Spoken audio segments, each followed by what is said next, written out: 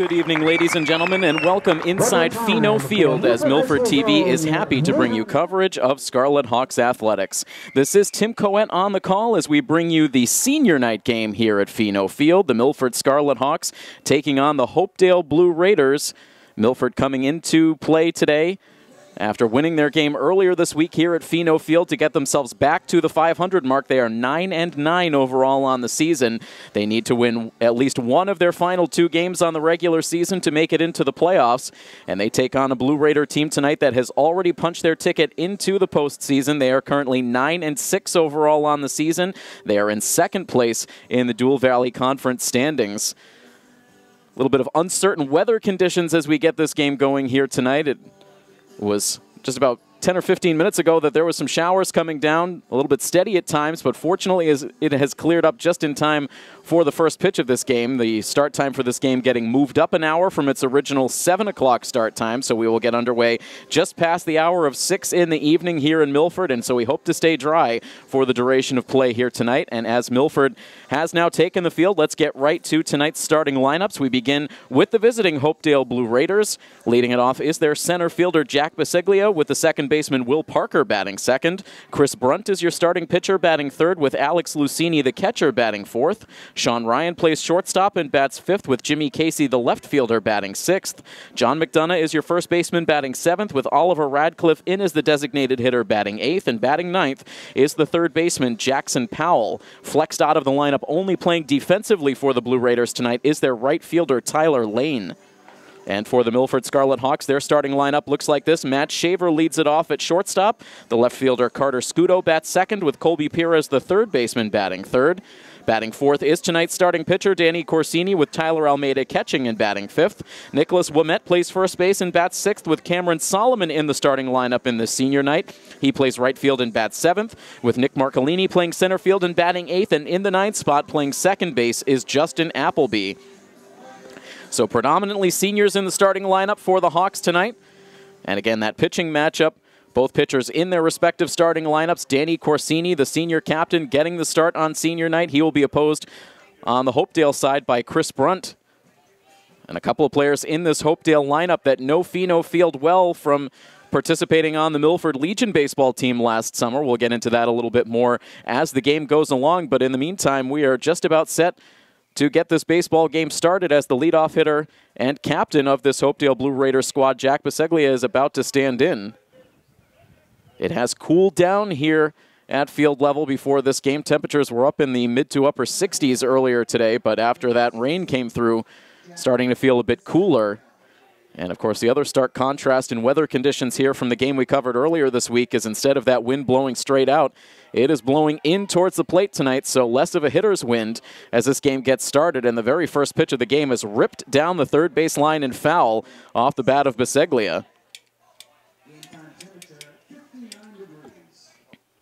So no balls and 1 strike the count as Corsini goes back into his windup. And the pitch is delivered high.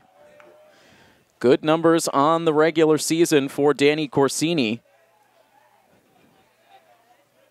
as the right-hander kicks and deals, and the pitch misses down and in, now falling behind Biseglia. This is the 8th start of the year for Corsini. He comes in with a record of 2-2 and a 2.84 ERA. A swing and a miss now will even the count at 2-2. 32 innings pitched on the season for Corsini. He's allowed 13 earned runs on 30 hits. He's struck out 17, walked 14. A 1.47 whip.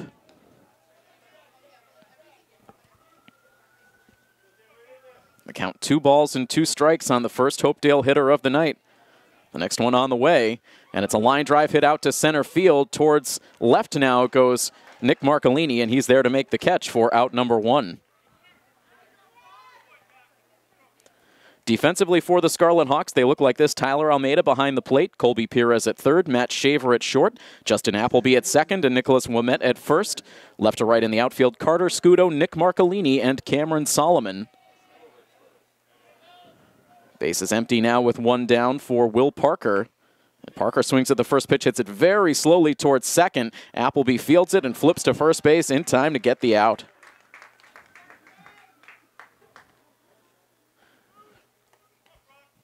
So Parker, the underclassman who came in with one of the better batting averages on this Raiders squad, is out number 2. And that will leave the inning up to Chris Brunt, a very familiar name, no doubt for all of the fans here tonight at Pheno Field, as Brunt squibs one down the first base line. Will it stay fair? That's a foul ball picked up in foul ground by Corsini. Chris Brunt, part of the Milford Post 59 Legion team last summer, had a very good season, was a regular in the lineup. Played the majority of his games at shortstop. We did see him a bit out of the Post 59 bullpen last year, but predominantly in the lineup and out in the field defensively. Not quite as much on the pitcher's mound, at least in his first year. But very good numbers pitching-wise for the Blue Raiders this season, and getting the start here on senior night. A 1-ball, 1-strike count with the bases empty and 2 down. Here's the pitch, and that drops in low. Chris Brunt also had a flair for the dramatic for Post 59 last year. He had a couple of walk-off hits. Here's the 2-1 now, and that will miss just inside. 3 balls and a strike. Brunt trying to keep the inning alive. Corsini looking for that 1-2-3 frame. Here is the 3-1 pitch. And that misses inside for ball 4. A couple of close pitches on the inner edge, but Brunt takes them. And he is aboard with 2 down in the inning. And that will give Alex Lucini a chance to come to the plate. Tall left-hander before he sees a pitch. Corsini checking in at Brunt over at first base. Brunt does have good speed. He has 5 stolen bases on the season, which leads this Hopedale team. A 1-ball, no-strike count on Lucini, so the control wavering a bit here for Corsini on these last 2 batters. Now the 1-0 pitch sent foul and out of play off to the left.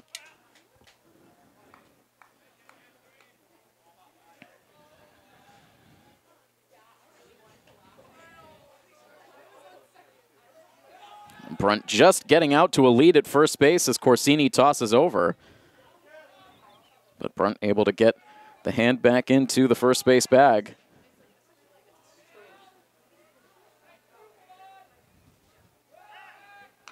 Now another check.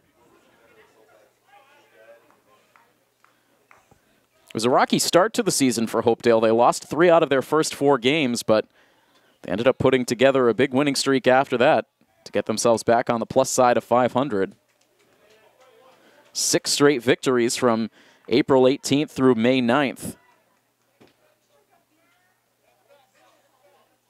But a tough stretch since then. They've only won 2 out of their last 5, but again, still good enough to get them into the postseason with 2 games remaining after tonight.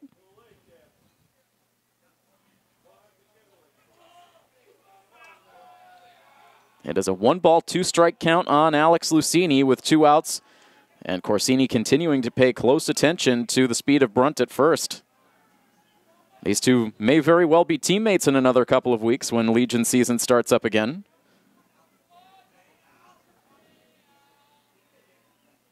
Big lead for Brunt.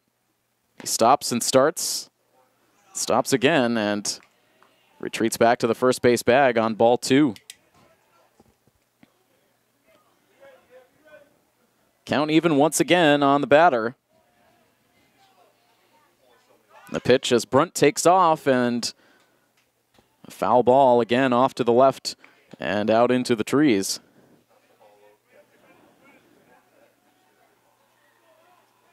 You can see Brunt at first trying to get that timing down on the move from Corsini. Bounces right back out to a sizable lead.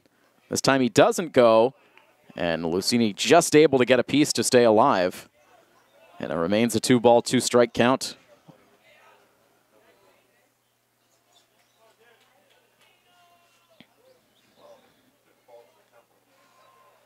Corsini a look over to first. Runner does not go as the pitch is sent down the line in left field. That's a fair ball. Brunt, a wide turn at second base, but he will retreat back to the bag. Wisely so, as Carter Sciutto comes up firing. A nice piece of opposite field hitting from Alex Lucini. He fought well in that at bat. He was down in the count, but eventually gets the base hit. And now 2 on with 2 outs, and a chance for another player who has experience playing here at Pheno, Sean Ryan. Still an underclassman on this Hopedale squad, but did complete his first year with Post 59 last season. Played a solid role off the bench for Coach DeVito's squad, and now having a solid high school season. Sends one off the end of the bat down the first base line. Ouimet scoops it up. He will take it to the bag himself for the out that ends the inning. So a couple of 2-out base runners, but nothing doing for Hopedale in the frame. Half an inning in the books. The Milford Scarlet Hawks will take their first swings of the game when we come back next here on Milford TV.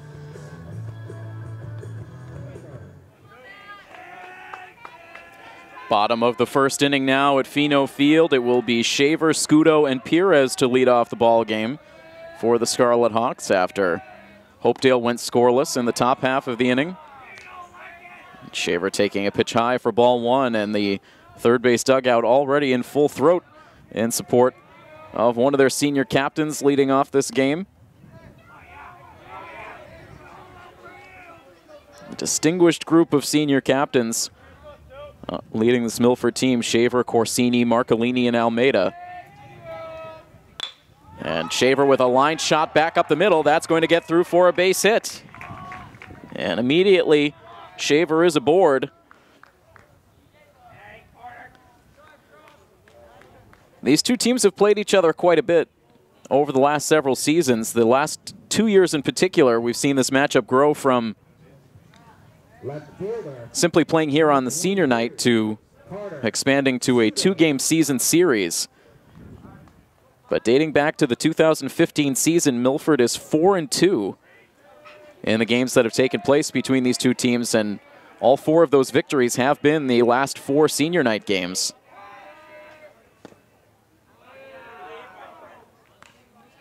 I should say the last 3 straight senior night games. Milford also with a victory in the regular season series this year. It came back on April the 12th, a 10-0 victory over at Hopedale's field.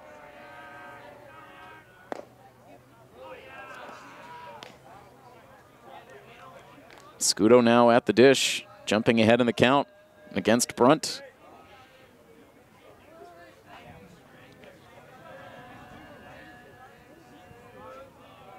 The righty's next pitch is sent foul.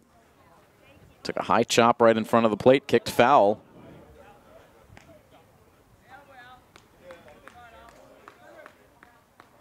It was a feel-good game for the Scarlet Hawks on senior night last year, a year where the results on the scoreboard were not what the Hawks were looking for more often than not, but they were able to put forth their best effort of the year in what ended up being a 12-2, or I beg your pardon, it was a much closer final score than that, a tight ball game won by the Scarlet Hawks. Back behind some solid pitching.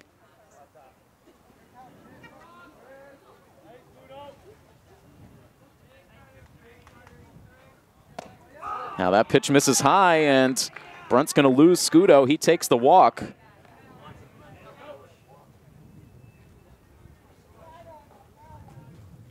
So the first 2 have reached.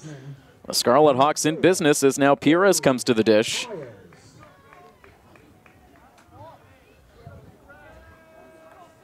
Perez batting .313 on the season.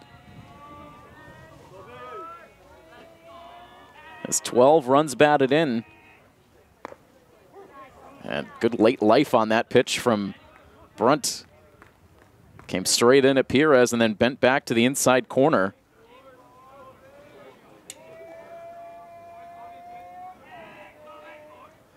Now the 0-1 pitch, that one too far inside.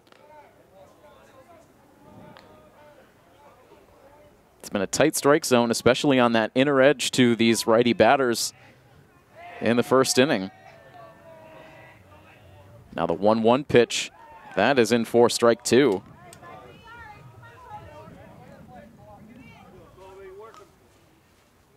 Brunt, a fairly quick worker on the mound. Back to the set now. And here's this 1-2 pitch hit on the ground to shortstop, and that's going to get through for a base hit. Shaver's winding around third. He will score. And good speed from Carter Sciutto as he advances all the way to third base, and on the throw, Perez will take second. It is an RBI base hit for the senior, or for the junior, I should say, Colby Perez. And Milford is going to jump on top in this game 1-0.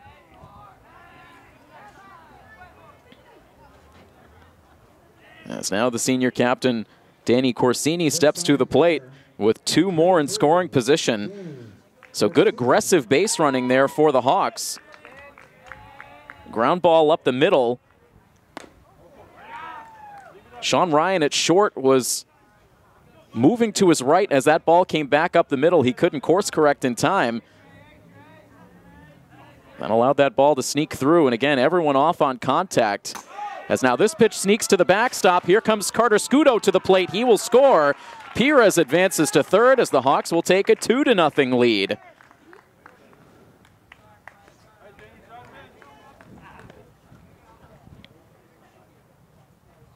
So Sciutto scores on the wild pitch. And Colby Perez now your lone base runner at third with nobody out in the inning.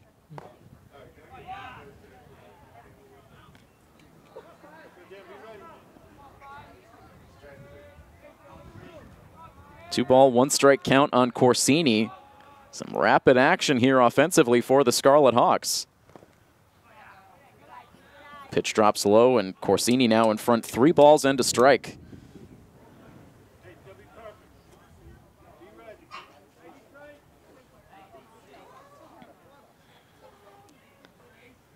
Brunt back atop the pitching rubber, looking in for the sign. Now comes set.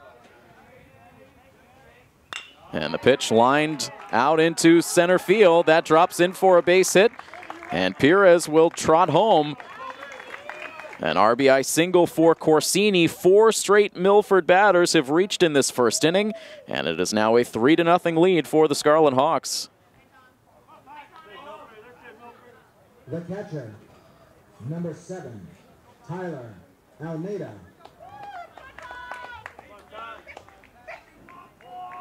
So certainly not the start to this game that Chris Brunt or Hopedale were hoping for. Brunt came into the game with solid numbers. He's thrown a lot of innings for this Hopedale staff. 41 innings pitched coming into the game. A 2-3 record, but a 3.07 ERA. 55 strikeouts on the year for Brunt. But not getting a lot of swings and misses so far in this first inning. A 1 ball, no strike count now on Tyler Almeida. Another senior captain playing in his final regular season game at Fino.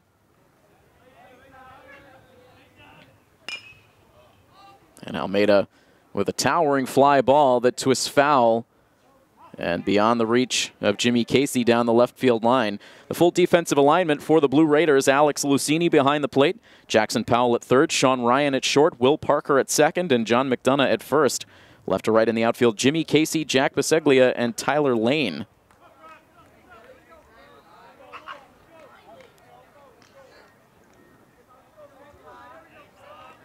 One ball and one strike, the count on Almeida.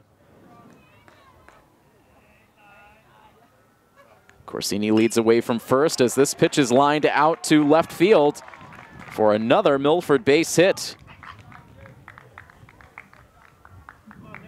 4 hits already. Still no outs recorded. And it's 2 on now ahead of the number 6 hitter, Nicholas Ouimet.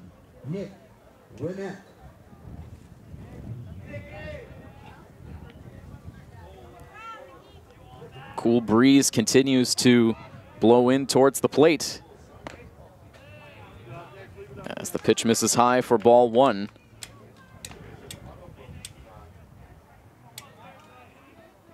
Temperature cooling down into the upper 50s and will continue to get chillier as the sun sets. Ouimet now takes a strike to even the count at 1-1. Ouimet on the season, batting .250.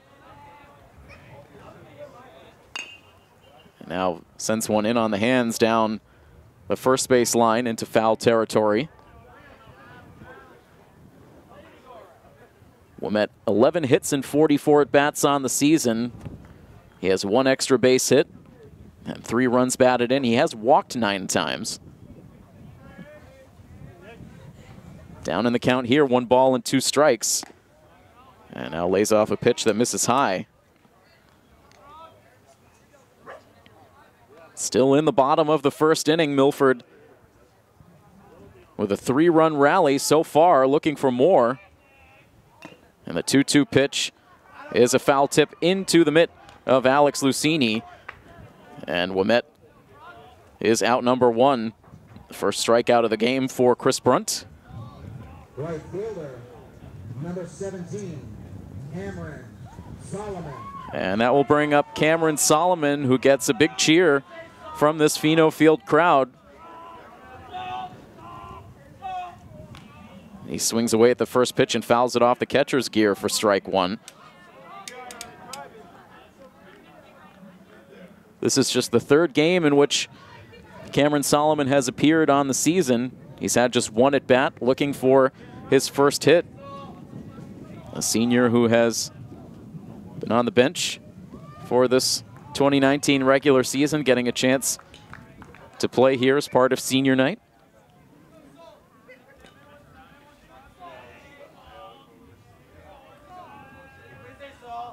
Now the next pitch, that misses badly up and away.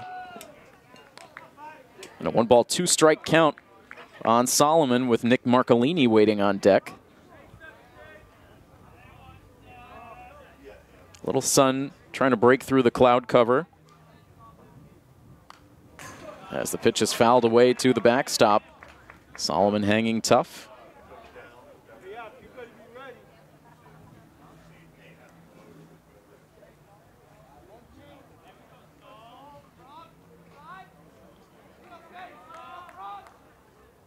Now the next pitch, this is up top, and the count evens at 2.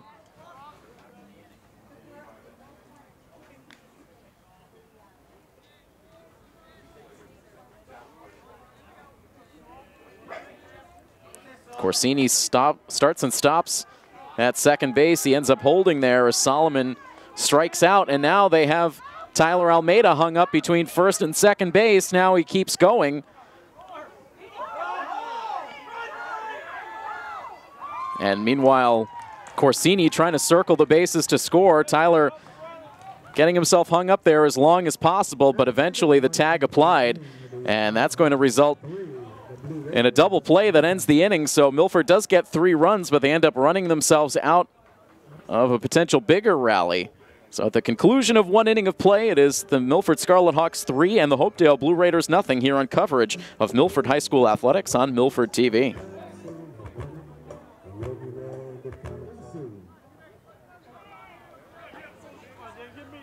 Milford with 3 runs on 4 hits in the bottom of the first inning. They take a 3-0 lead on Hopedale.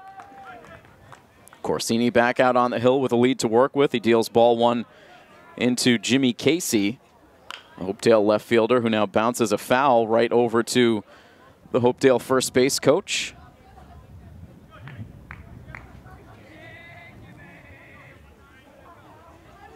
I can't even begin to get into the players involved in that double play that ended the inning, as now Casey sends one that scoots back up the middle for a leadoff base hit.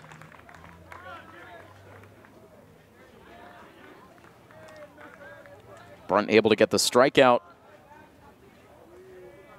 on Cameron Salomon, and then Almeida getting hung up in the rundown. Tried to hang in there for as long as he could as Corsini attempted to come around to score from second base, but eventually the tag applied to finish off that double play prior to the run scoring. keeping it a 3-0 game. Corsini getting strike one on the number 7 hitter, John McDonough.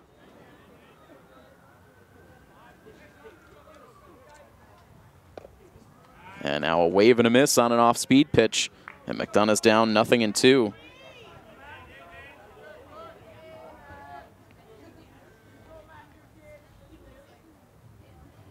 Not much of a lead at first base for Casey, as Corsini misses high with a fastball.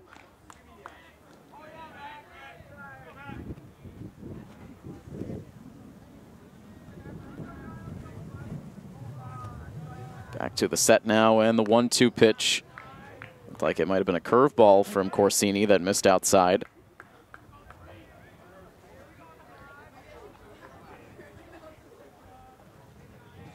Nice crowd here at Pheno Field honoring these two teams on senior night. As Corsini drops in a called strike 3. There's his first K of the game. One down, that runner remains at first base. Number 22, Oliver. Corsini with 17 strikeouts in 32 innings pitched coming into today's game. So more of a pitch to contact guy. Does not have that high-end fastball, though he can locate it well and can muscle it up there when needed. Locates it well towards the outer part of the plate. Together called strike on Oliver Radcliffe.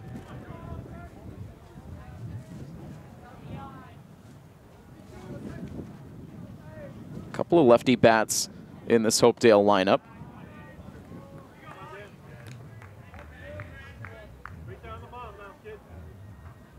Milford with a good amount of lefties today, too, with Cameron Salomon in there along with Marcolini, Ouimet, and Almeida.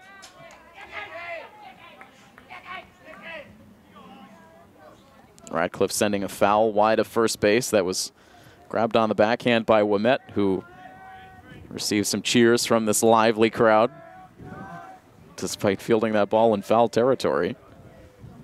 It's a 2-2 count now. And the pitch is popped up. Playable on the left side of the infield for Colby Perez, who comes in from third to make the catch.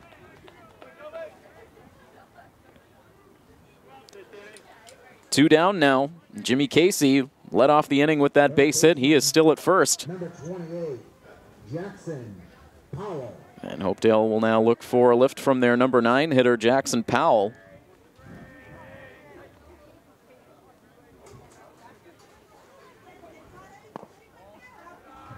This is a Hopedale team that has himself in position to make the MIAA tournament, and they're doing it with a lot of young talent.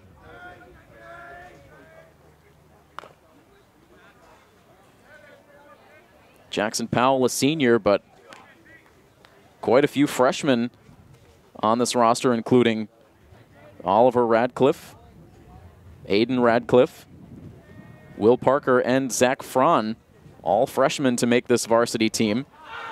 As this pitch is popped up, Almeida will go as far as he can go, but that one just on the wrong side of the backstop.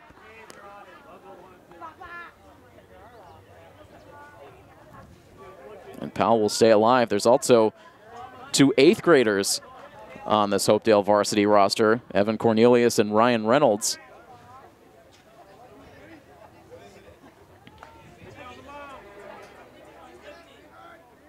A 1-ball, 2-strike count now on Powell.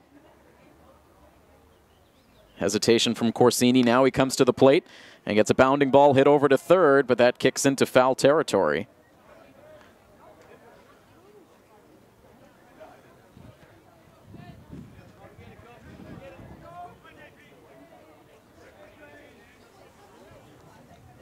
A lot of sweatshirts and blankets out in the stands as these fans try to stay warm with the cool breeze.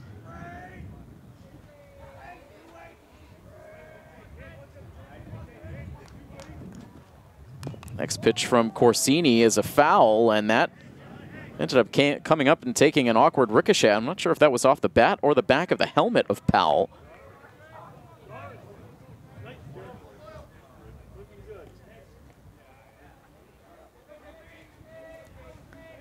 Stays a 1-ball, 2-strike count. Big secondary lead over at first as Powell swings and misses. Second strikeout of the inning for Danny Corsini, and that will wrap up the top half of the second inning. One runner left on the bases for the Raiders. And on to the bottom half of the second inning we go. It is still a 3-0 lead for the Milford Scarlet Hawks here on Milford TV. Batters 8, 9, and 1 due up for the Scarlet Hawks in the home half of the second.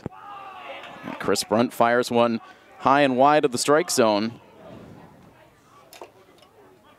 Brunt allowing 3 runs in the first inning, but was helped out by Milford base running to get out of further damage.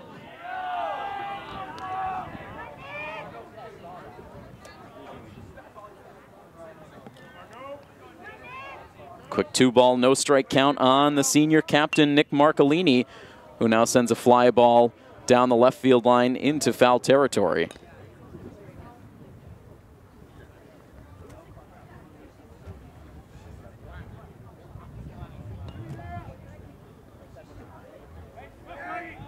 Marcolini carrying a .314 batting average into tonight's game.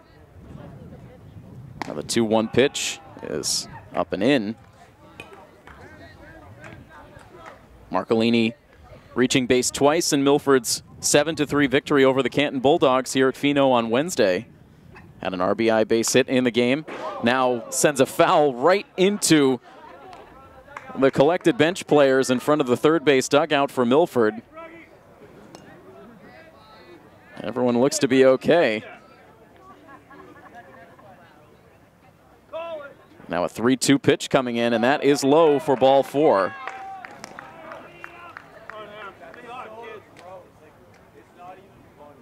So Marcolini, after keeping his teammates on their toes, will trot down to first base. It's the second walk allowed by Chris Brunt. Second baseman, number 15, Justin Appleby. And now one of the hotter hitters in the Hockomock League will stand in Justin Appleby. .423 the batting average after another multi-hit game on Wednesday. Pops the first pitch up here right to the shortstop side of second base, where Will Parker ranges over to make the play. So an 0-for-1 start to the night tonight for Appleby after he went 2 for 3 with an RBI against Canton on Wednesday. The shortstop, number 2, Matt Shaver. And so we now go second time through the Scarlet Hawks lineup as Shaver steps back in. Started off that 3-run rally last inning with a single. Takes the first pitch for a called strike.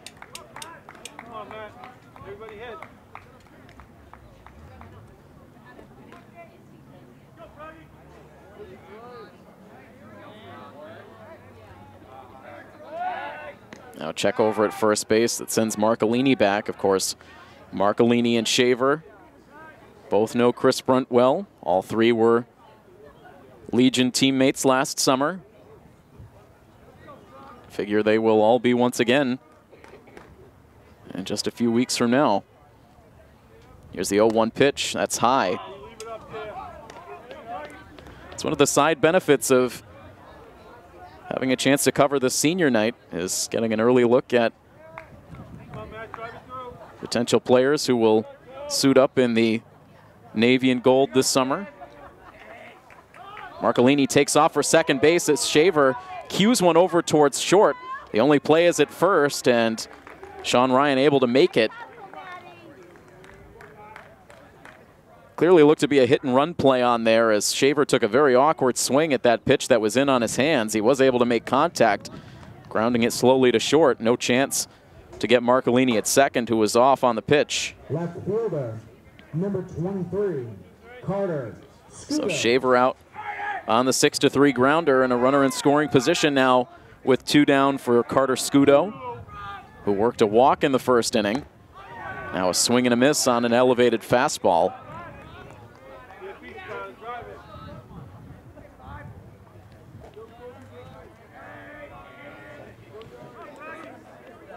Sciutto came in with a .333 batting average.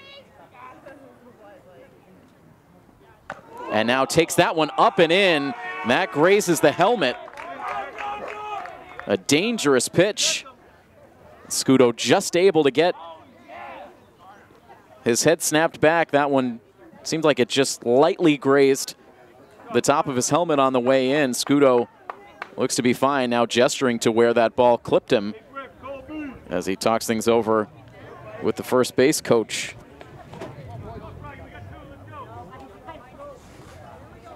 Third baseman, number 4. So fortunate that that did not do any damage, and now runners at first and second base for Colby Perez. Swings at the first pitch and loops a foul over the backstop, just off to the right of the press box.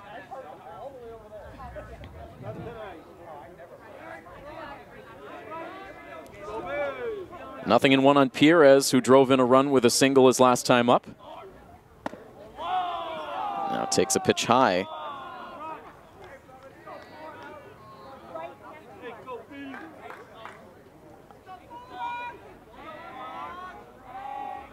Marcolini leading away from second. Sciutto from first as this pitch is grounded deep into the hole at shortstop. A double clutch by Sean Ryan. Long throw. And cannot get it there in time. Perez able to beat it out.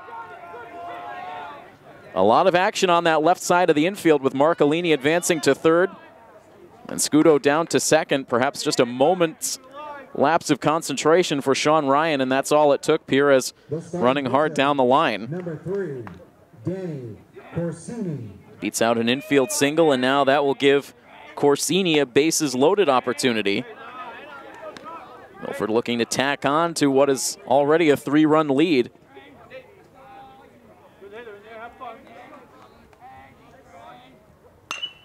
Corsini swings at the first pitch and sends it out towards right. Racing towards the line now is Tyler Lane, and he is able to make the catch for the out that ends the inning. So Corsini swings at that first pitch and ends up flying out to right, and that will strand the bases loaded for the Hawks here in the second inning. We move on to inning number 3 next. It is still 3-0 Hawks over the Hopedale Blue Raiders here on Milford TV. Number 16, Jack Biseglia. Top of the Hopedale order coming to the plate against Danny Corsini, who quickly fires strike one into Jack Biseglia. He lined out to center field in his first at bat. Now 1 ball, 1 strike count. Biseglia on the season coming into tonight's game. Batting .234. 11 hits and 47 at-bats, now down in the count 1-2. And that pitch just misses on the inside part of the plate. Biseglia followed by Will Parker and Chris Brunt in the inning. The 2-2 pitch hit hard on the ground towards third base. Perez has it. Good strong throw to first base, and no, now they'll say that Ouimet pulled the foot off the bag. Initially, the umpire was ready to make the out call, but then took a look down on the bag and felt that Ouimet lost contact. And Coach Dion right now out there to argue the call.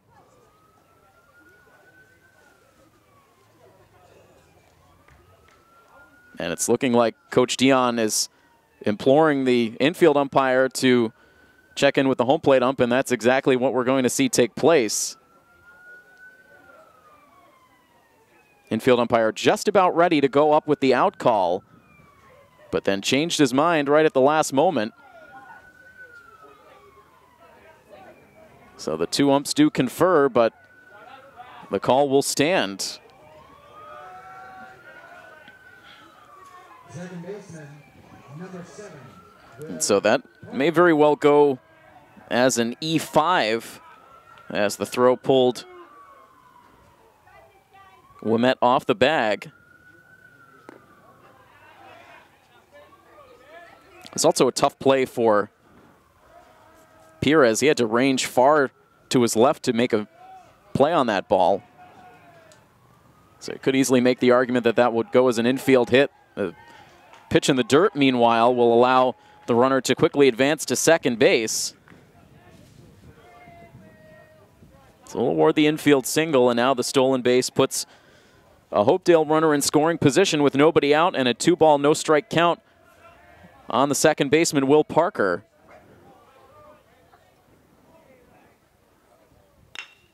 And he now sends one deep in the hole at shortstop, a sliding play for Matt Shaver to keep that ball on the infield, but no chance to make a play over at first base. Bluffed the throw to try to draw the runner away from the second base bag, but nothing doing there, and Hopedale with a potential rally now in the making with back-to-back base hits.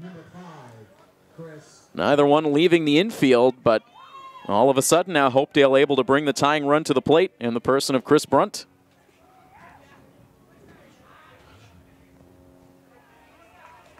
And Brunt starts off with a pitch low.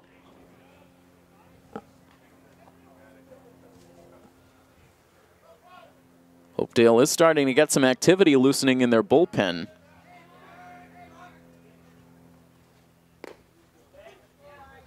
As now that pitch is in for a strike. Brunt has had a couple of laborious innings on the mound. He faced 7 batters in the first inning, 6 batters in the second. Here's a 1-1 pitch now. It's hit slowly on the ground towards third base, but that will kick into foul territory. It's been a lot of off-balance swings for Hopedale against Corsini.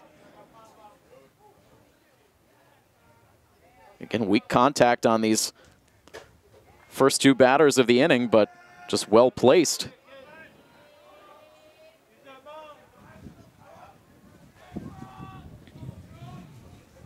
Now Corsini ready with a 1-2 pitch.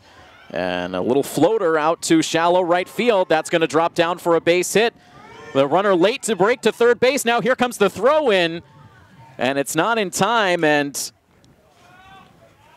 Milford caught napping there as the runners held up both at first and second base, thinking that ball might get caught.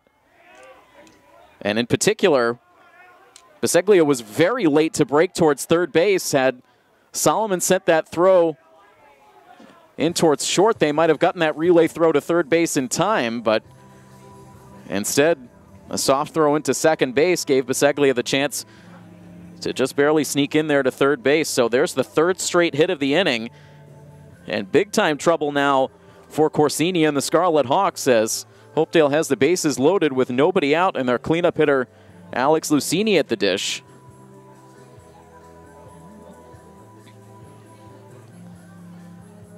And Lucini with good numbers on the year, batting .388.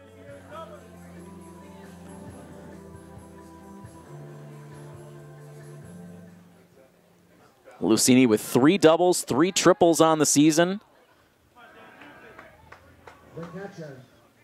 Number 31, Alex. Has 11 runs batted in. That's 2nd highest on the club. And he takes the first pitch low for ball 1, so the tying runs are aboard.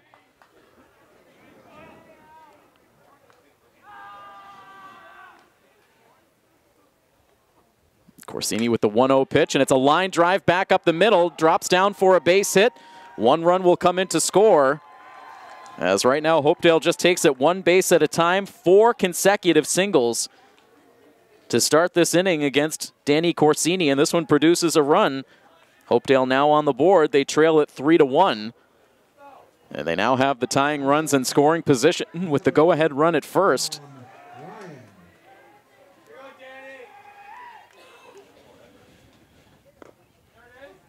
Now a breaking ball in for strike 1 to Sean Ryan. Ryan grounded out to first base back in the first inning. And now sends a fly ball out to left field. Sciutto has it glance off of his glove, and another run will score for Hopedale. Everything going wrong for the Scarlet Hawks right now as Hopedale now cuts it to 3-2. that was sinking quickly on Sciutto, but he was there to make the play, just did not look the ball into his glove.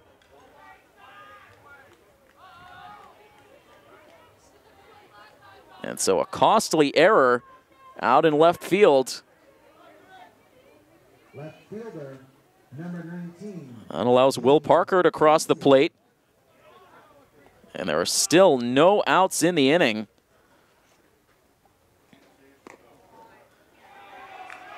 So a huge shift in momentum in this game. Milford with the bases loaded last in the bottom of the second inning. They could not tack on to the lead.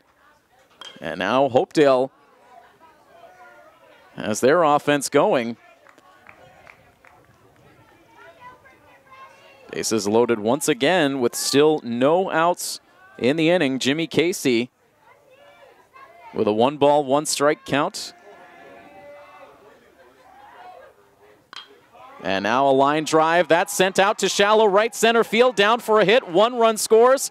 Here comes the go-ahead run to the plate. Lucchini scores. And it's a 2-run single for Jimmy Casey. And just like that, Hopedale able to erase a 3-run deficit. They now take a 4-3 lead.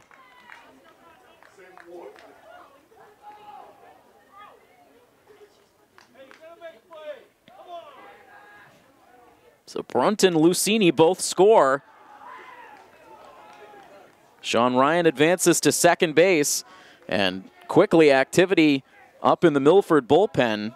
This has been a very uncharacteristic inning for Danny Corsini, but again, started with a lot of weak contact. That bang-bang play at first base that very easily could have been an out for Milford. Instead, Ouimet's foot coming off the bag. Then the infield single to shortstop.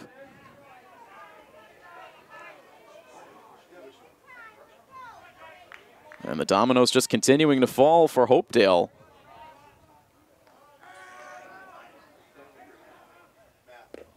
Now a swing and a miss for John McDonough. Puts him down in an 0-2 hole.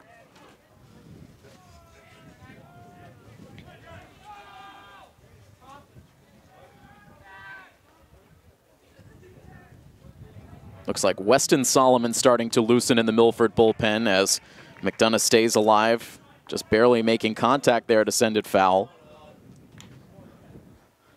So a much different game unfolding here now from the game these two teams played earlier this season. Again, a 10-0 blowout win for Milford. But Hopedale erasing an early deficit here to take the lead. Now a bounding ball hits slowly to second base. They'll fire into second. And they'll cut down the middleman in the process. So Jimmy Casey out on the 4-6 force. McDonough reaches on the fielder's choice. The designated hitter. Sean Ryan moves along to third base, and finally an out recorded. But still a long way to go with runners at the corners. Corsini now trying to keep McDonough close at the first base bag.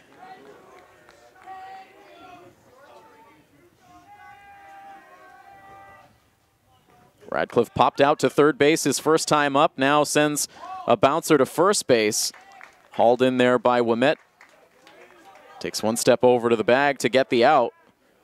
The play developing too quickly. Sean Ryan had to stay put at third base. McDonough does advance to second, but there are now 2 outs. And now the 9th Hopedale hitter to come to the plate in the inning, Jackson Powell. He struck out swinging to conclude last inning. Boy, has the complexion of this game changed. And Powell now takes a strike. That evens the count at 1-1.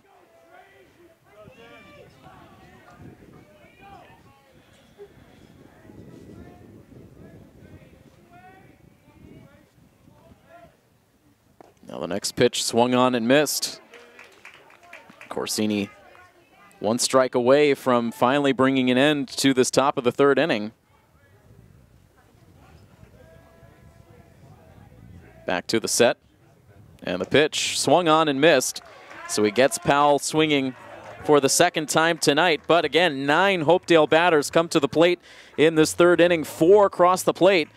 And from a 3-0 Milford lead, it is now the Hopedale Blue Raiders who take the lead 4-3 as coverage of Milford High School baseball continues here on Milford TV.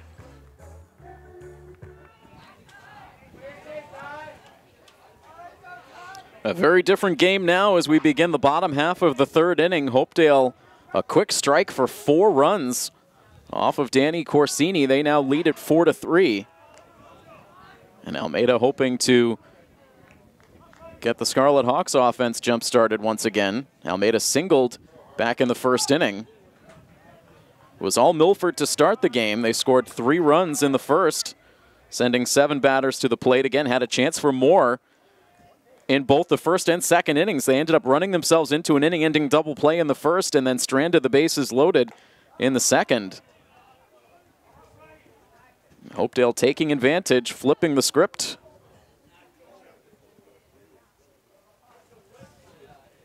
It's a 2-ball, 1-strike count on Almeida with Ouimet and Cameron Salomon to follow.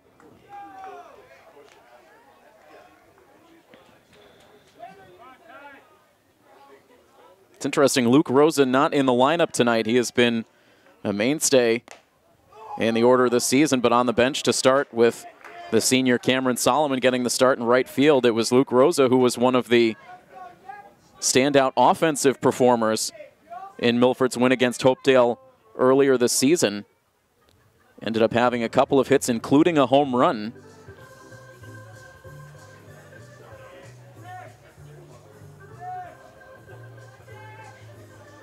Meanwhile, a leadoff walk for Tyler Almeida, so the last thing that Chris Brunt wanted to do, and in the end it ends up being his final batter of the night as the pitching change will be made here in Hopedale. Looks like Brunt will stay in the game defensively. So we will pause for the pitching change. We'll bring you all of the corresponding changes when we come back after this here on Milford TV. So a number of changes for the Blue Raiders as they make the move to the bullpen. It ends up being John McDonough who moves in from first base to take over on the mound. And then a series of defensive shifts from there. Brunt stays in the game now at shortstop. Sean Ryan moves from short to third. Jackson Powell moves from third out to left.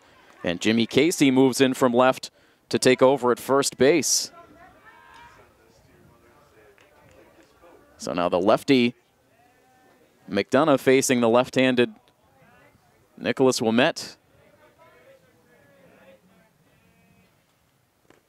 And a big sweeping breaking ball that drops down in the dirt. A late break for Almeida down to second base, but he gets there. Lucini's throw tailed towards the second base side.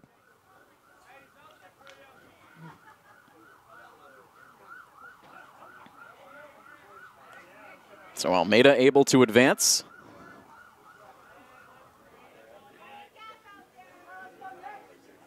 Tying run in scoring position.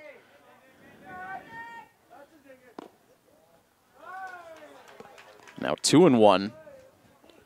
Ouimet, one of the fan favorites today for this senior night crowd.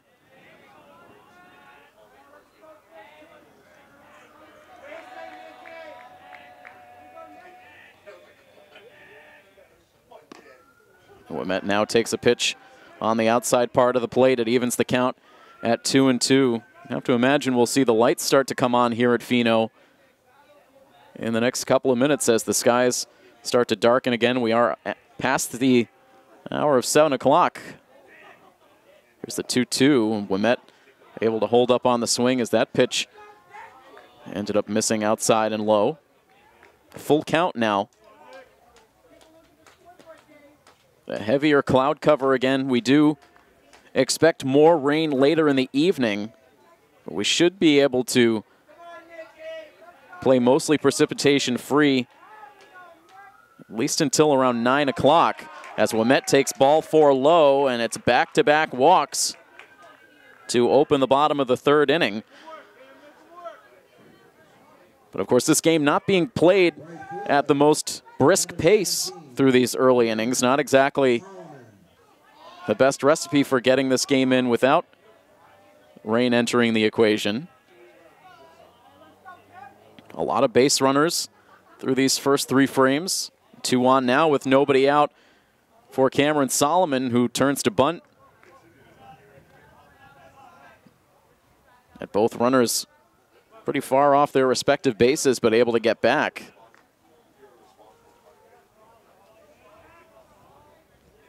Salomon struck out on the front end of what ended up being an inning-ending double play his last time up. McDonough, meanwhile, with a pickoff throw over to first base. Ouimet able to get back. Tricky move from the left-hander.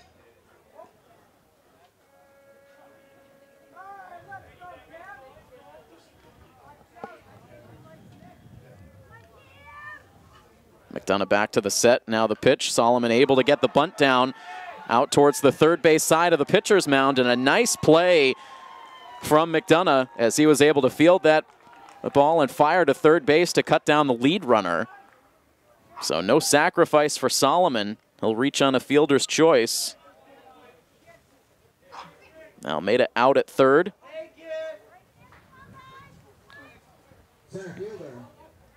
Needed to pull that a little bit more towards the third base line in order to get those runners to safely advance. So now it's first and second with 1 down for Marcolini. Nick takes the first pitch low for ball 1.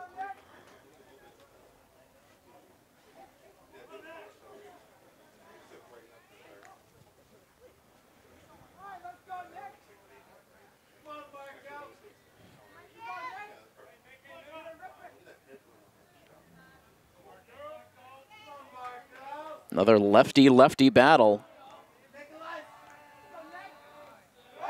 And another pickoff play towards first base, and Salomon able to dive back in.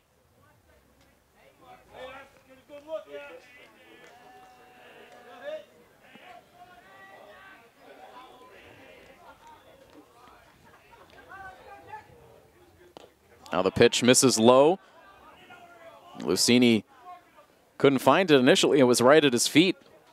I caught sight of it at the last moment. No advance from Ouimet at second.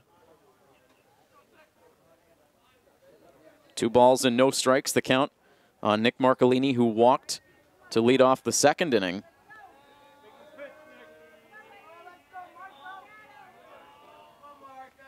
Now the 2-0 pitch, and that's in for a called strike.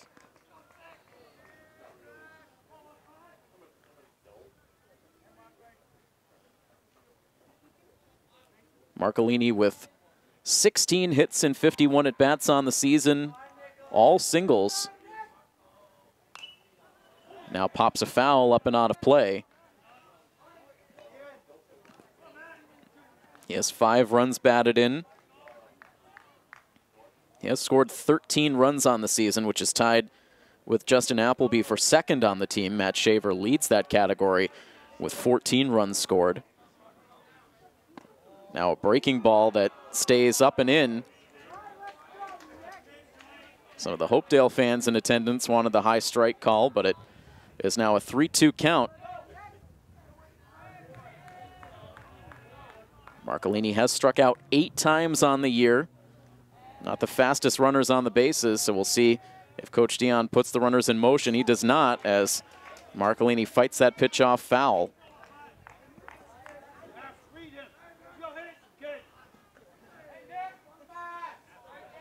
Marcolini putting on a tough at-bat against the left-handed reliever, John McDonough. Set, and the pickoff play at first.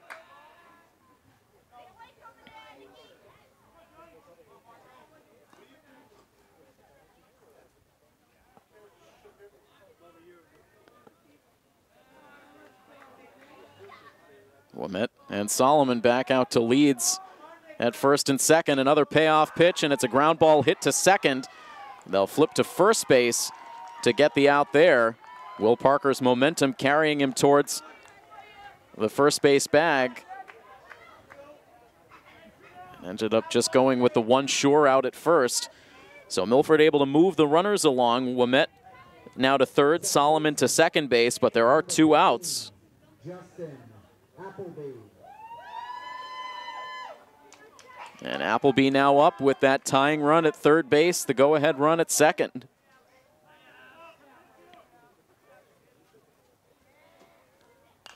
Swings at the first pitch and pops a foul out of play.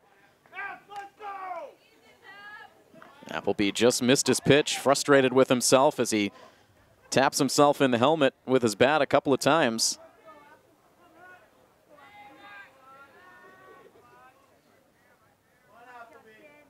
Now the 0-1, and that misses badly up and away. Appleby, an excellent fastball hitter.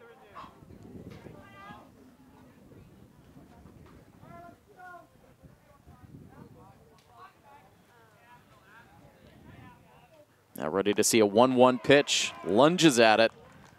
And now down in the count, 1-2.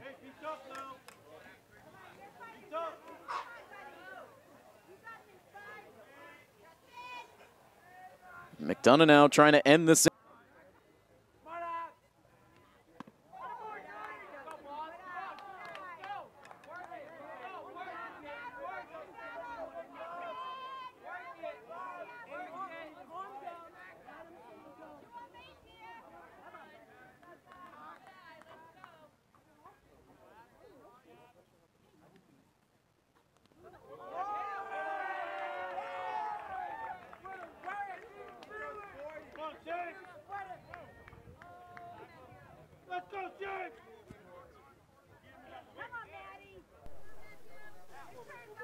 So the second hit by pitch for Hopedale pitching in the game. And the base is loaded for Matt Shaver. The shortstop, number 2, Matt Shaver. Shaver 1 for 2. He singled and scored a run in the first inning, grounded out to shortstop in the second. Takes the first pitch low. It trickles behind Lucini, who might have, looks like that one might have gotten him on the right knee, it looks like. He's trying to flex that out now.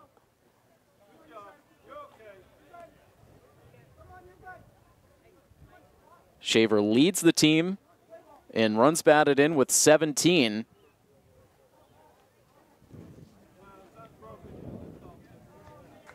Milford runner at every base here with 2 down in the third. A chance for the Hawks to answer right back after Hopedale took the lead. Here's the 1-0 pitch now to Shaver, and he sends a fly ball out to center field. Racing in now is Biseglia, still coming in, and he's able to make the catch for the out that ends the inning. Almost came in too much on that ball, but Biseglia able to hang on, and Milford strands the bases loaded for the second straight inning. 7 runners stranded in all through the first 3 innings for the Scarlet Hawks. And we will play on to inning number 4 with a 4-3 score. Hopedale in front of Milford here on Milford TV.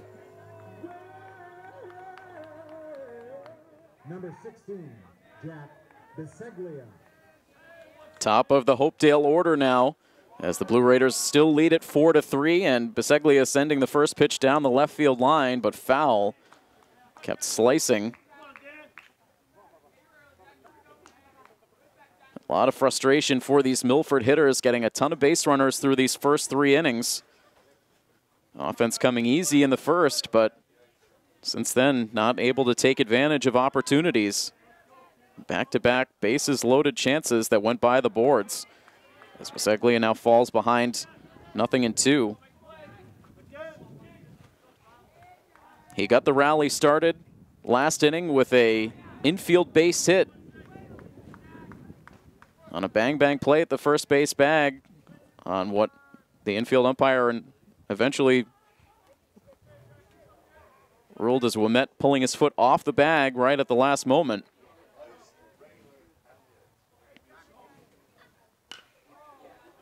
Now, foul ball hit off the right side out of play.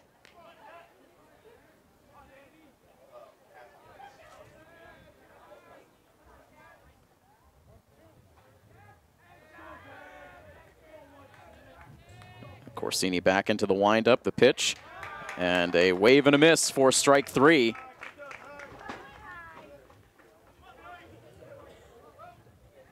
That's the 4th strikeout now for Corsini. Will Parker.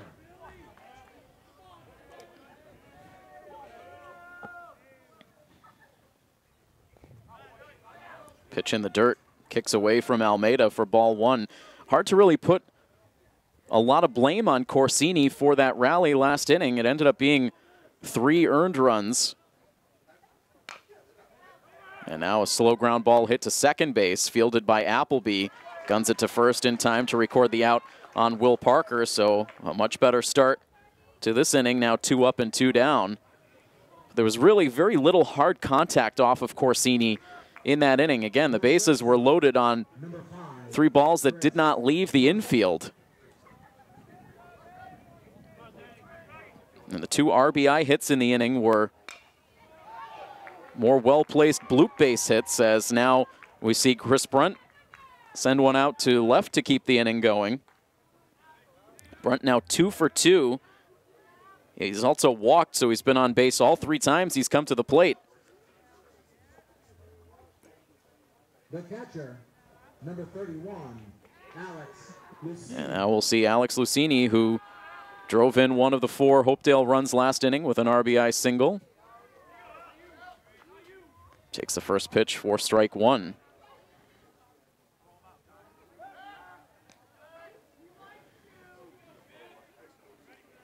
Lucini 2 for 2. Singles in the first and the third. And now Corsini doubling up on pickoff attempts. That last one very close. Very aware of the speed of Chris Brunt at first.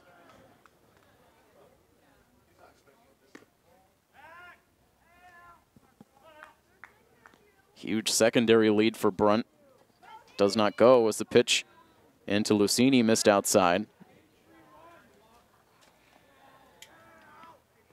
1 ball, 1 strike, 2 down. And now a ground ball hit through the right side for a base hit. Brunt hits second base. He'll keep on going as the throw comes into Shaver by the second base bag. So Brunt was not off on the pitch, but still, with his speed, able to get all the way to third base. Third baseman, number 8, Sean Ryan. So just when you thought it was going to be a quiet inning for Hopedale, they come through with back-to-back 2-out hits. And now runners at the corners for Sean Ryan.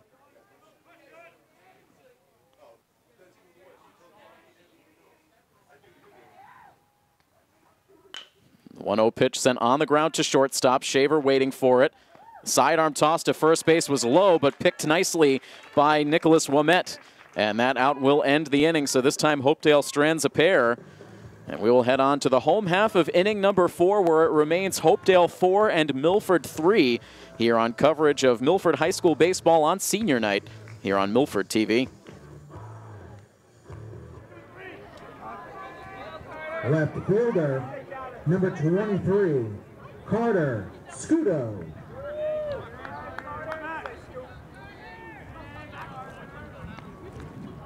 Carter Sciutto will get the bottom half of the 4th inning started. The Scarlet Hawks trailing 4-3. Sciutto's been on base twice, once on a walk and once on a hit by pitch. Pitch that grazed his helmet.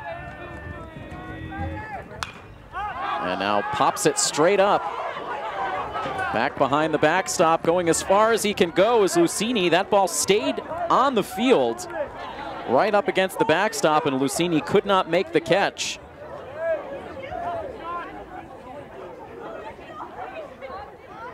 And had the fans in the stands behind home plate ready to spring to action, but that ball stayed on the field. It goes as a strike to even the count at 1-1.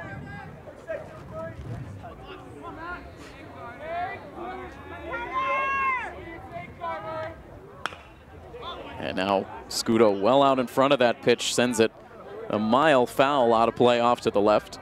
The lights are now on here at Pheno. Come on, boys, everybody's on. As we continue to play this game under ominous-looking cloud cover. Now the 1-2 pitch, sent foul down the third base line, just out of the reach of the Milford head coach, Alex Dion. The head coach for the Hopedale Blue Raiders is Josh Crescenzi. Coach Crescenzi doing an excellent job with this Blue Raiders program.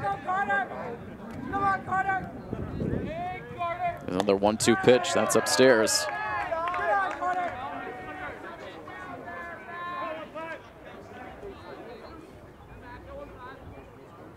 Colby Perez and Danny Corsini will follow in the inning. Batters 2, 3, and 4 for the Hawks. As Sciutto watches that pitch hit the outside corner for strike 3.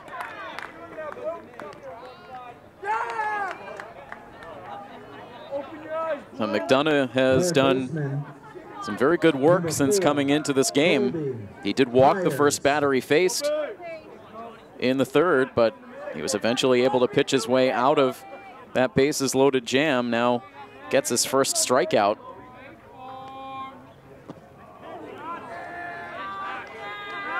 And now gets strike 1 on Colby Perez.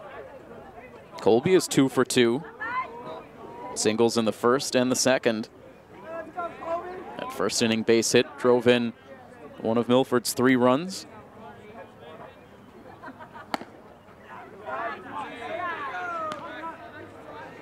The numbers on John McDonough coming into play today, very good, a 4-1 record and a 2.24 ERA.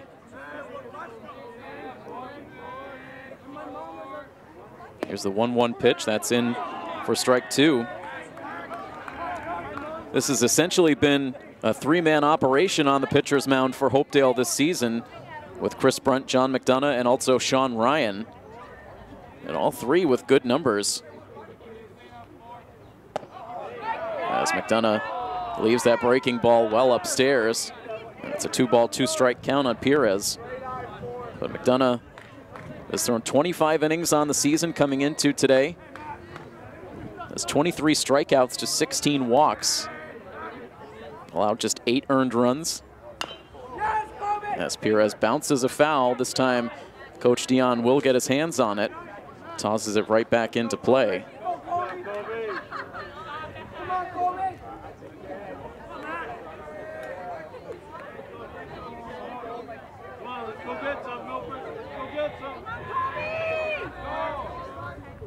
The lefty ready with another 2-2 pitch. And it misses just outside. Perez with a tough take there. But now settles back in with a 3-2 count. Now the payoff pitch swung on and missed. Elevated the fastball and got it past the bat of Perez for out number 2. Back-to-back Ks for McDonough. This starting pitcher, number 3, Danny Corsini. So you have to wonder if John McDonough may be seeing more action on this field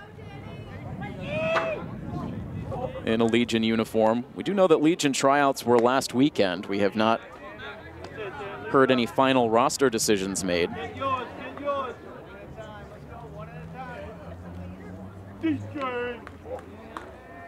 One ball, no strike count now on Corsini with the bases empty and 2 down. Now floats a foul over the backstop and out of play.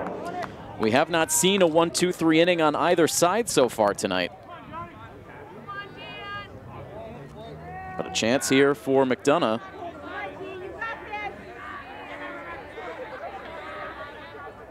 Ready now with a 1-1 pitch.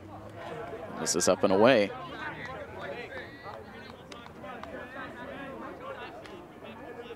Okay, Dan, your count, be ready. Don't chase. Should the inning continue, Tyler Almeida would have a chance. 2-1 pitch.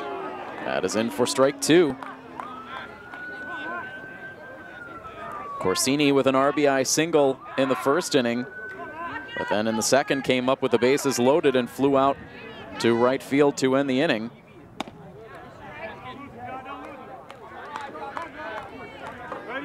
Now another full count. McDonough's gotten into some deep counts in this inning, able to retire the first two batters by way of the K. Now his 3-2 pitch is sent foul just over the backstop and fortunately just over the windows of the press box.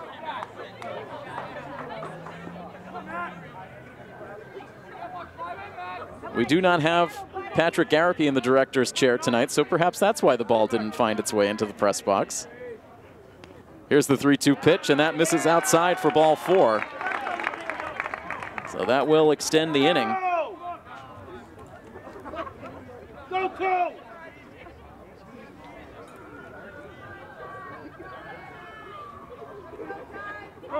So a chance now for Almeida. He discards the shin guards before he comes to the plate. Tyler's been on base twice tonight, a single in the first, a walk in the third. Tyler Almeida. These Milford fans anxious to see Milford get back in it. Everyone was riding high out of the gates with that 3-run first inning for the Hawks, but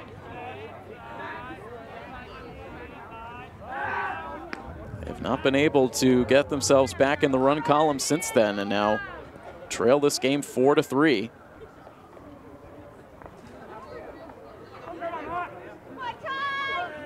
Game already past the 90-minute mark, and we're only about halfway through. The pitch misses high.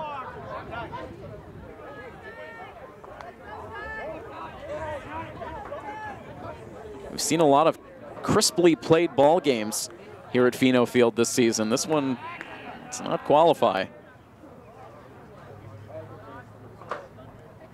The 1-0 pitch hit hard on the ground towards third base. Ryan looks it into the glove, slings it to first base to get the out that ends the inning.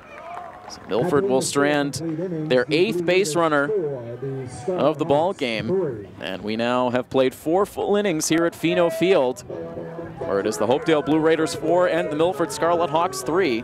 Stay with us on our coverage of Scarlet Hawks athletics on Milford TV.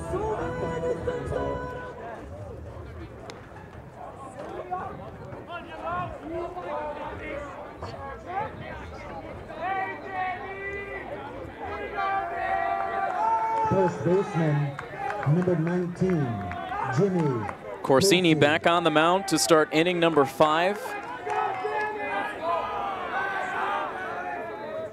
He faces the 6, 7, and 8 hitters in the Hopedale lineup. Hopedale with 4 runs on 9 hits with no errors. Milford 3 runs on 5 hits with 1 error.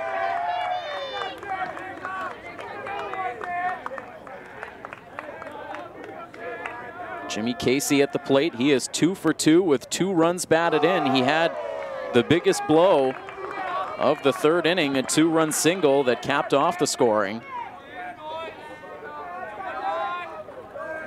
Now about to see a 1-2 pitch from Corsini, and it's swung on and missed. Got him on the high fastball. The 5th strikeout of the night for Danny.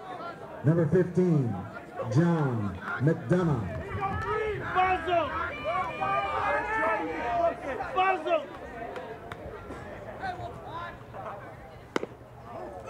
And now delivers a called strike. The student section here in the stands continues to grow and getting a little more boisterous the deeper we get into the game, as now swing and a miss brings the count to 0-2 to John McDonough, who's provided some quality relief work. Now able to get a piece, fouls it off to stay alive.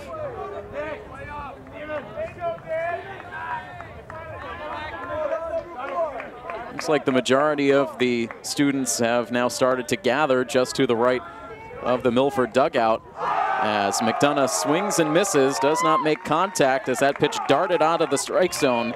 And Corsini now with back-to-back strikeouts, a half dozen on the night. And that will leave the inning up to the designated hitter, Oliver Radcliffe. Oliver Radcliffe. The 8 and 9 hitters in the Hopedale lineup have not yet reached base. Radcliffe, a pop out and a ground out. The number 9 hitter, Jackson Powell, 0 for 2 with a pair of strikeouts.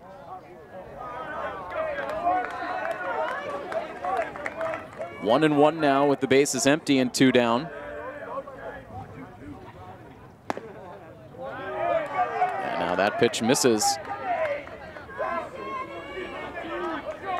2 balls and 1 strike. And you can make it 3 and 1.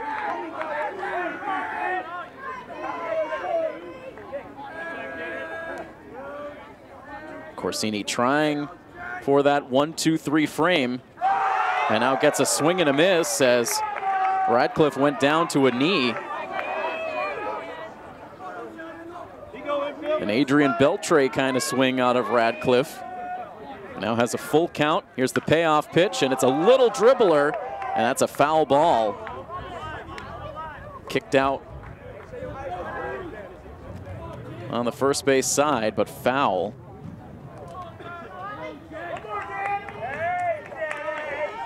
Radcliffe might have fouled it off himself as he was hobbling a bit before climbing back into the left side batter's box.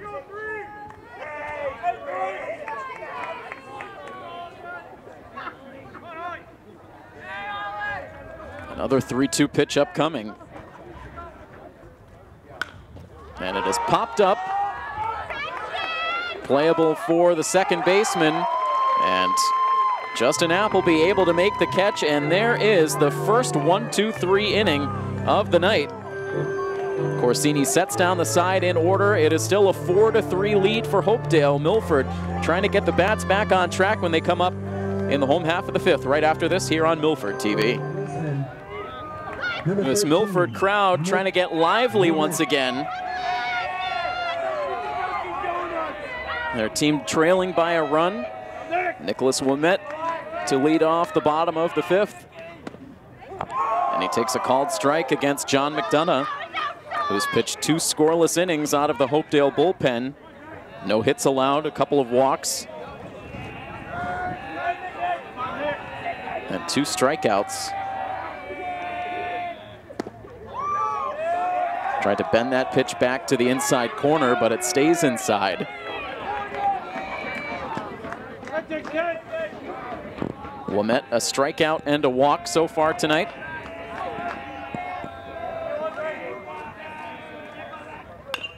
Now sends the 1-1 pitch on the ground slowly towards second, fielded by Parker. And he'll toss to first in time to get the out.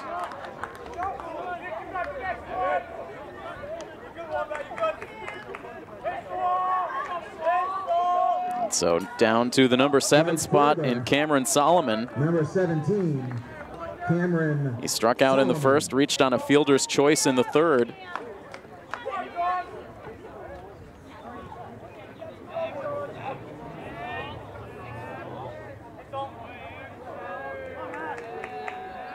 A senior in this lineup on senior night, looking for his first hit of the season.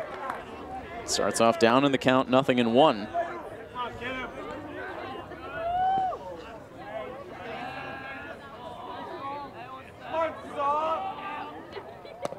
Now a waving swing and a miss.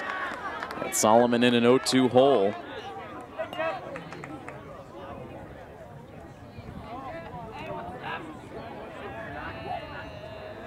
McDonough back into the windup, the 0-2 pitch in the dirt.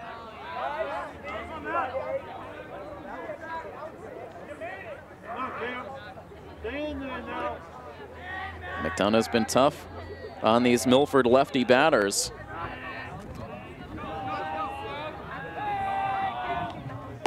And now Salomon, a swing and a miss. He will strike out for the second time tonight. There's the 3rd K for McDonough.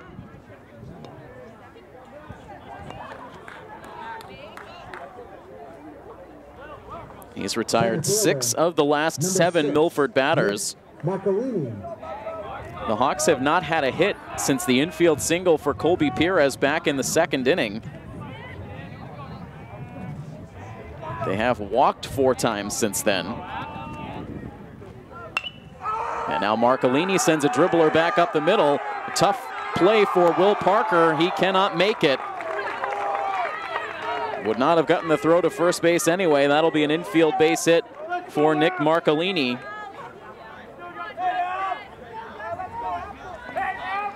So finally breaking up that hitless string. And a chance for Justin Appleby. Second baseman. He was nicked on the elbow his last time up. Justin Appleby. Officially 0 for 1 tonight.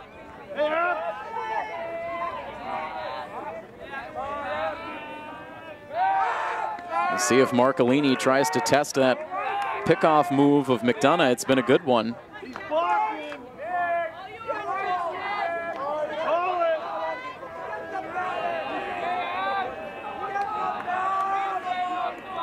Big lead for Marcolini at first. Does not go as Appleby sends it slowly back up the middle, waiting for it as Brunt. He will take it to the second base bag himself for the force play that ends the inning. And so there is another runner stranded for the Scarlet Hawks. 9 through the first 5 innings. And we will move now into the later stages of this game with the score remaining 4-3 in favor of Hopedale here on Milford TV.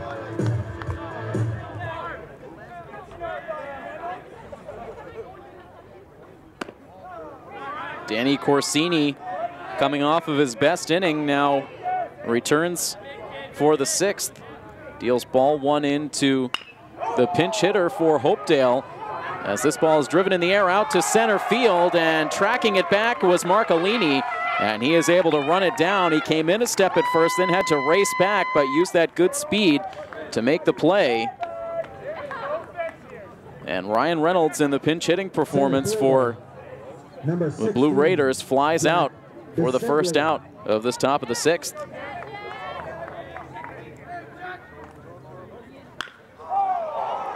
And now another fly ball, this time sent out to right center field, testing Marcolini again, and he races into the gap to make the catch to record the out on Biseglia for out number 2.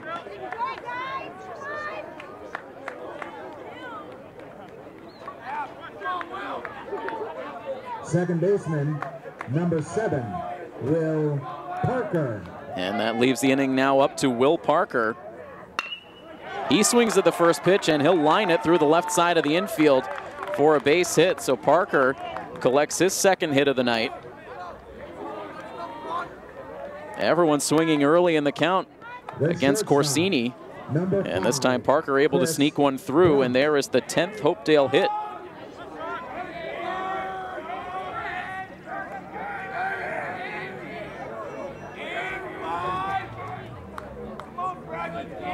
And now Chris Brunt, who has had a perfect day at the plate, a walk and a pair of hits. Takes the first pitch low for ball 1.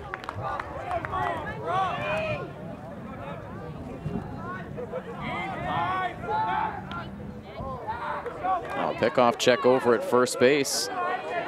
Parker back. Ryan Reynolds flying out to open the inning. Biseglia also flying out before the single, and now Brunt will send it out to center field. A much easier play for Nick Marcolini, who took care of all 3 outs in the frame. And Hopedale strands the runner at first base. 5.5 innings have been played here at Pheno Field. It is still a 4-3 score. The lead in favor of Hopedale over Milford here on coverage of Scarlet Hawks Athletics on Milford TV. The shortstop, number 2, Matt Shaver.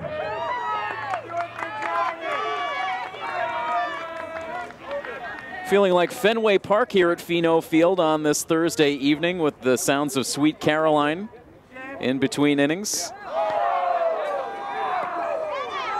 Milford hoping to channel some of the Sox offensive firepower as they come to the plate in the bottom of the 6th inning, trailing 4-3. At the top of the order up. 1 ball, 1 strike count on Matt Shaver. A 1-for-3 day at the plate so far. That single came back in the first inning.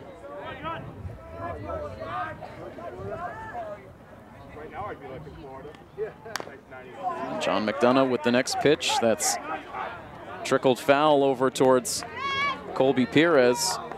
Takes the swings along with Carter Sciutto.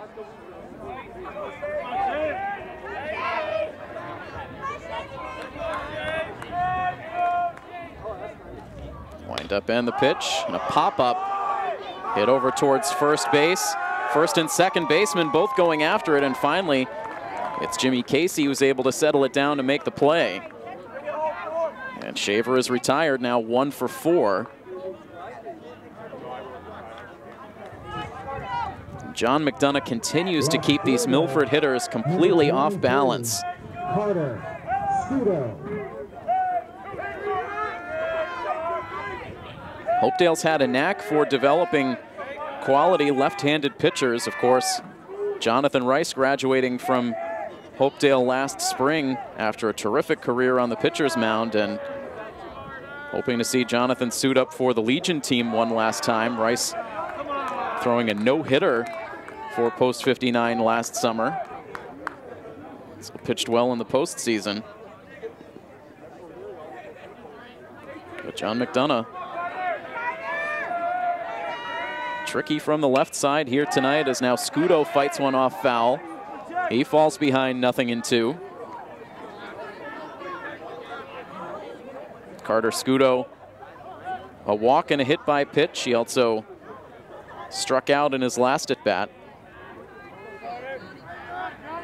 That strikeout came against McDonough. He's down in the count here, 0-2.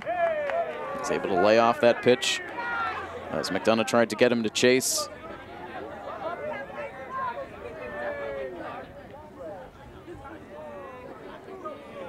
Bases are empty with 1 down.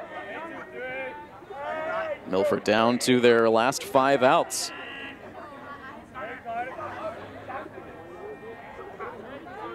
Here's the 1-2 pitch. And that is taken for ball 2. Not missing by very much.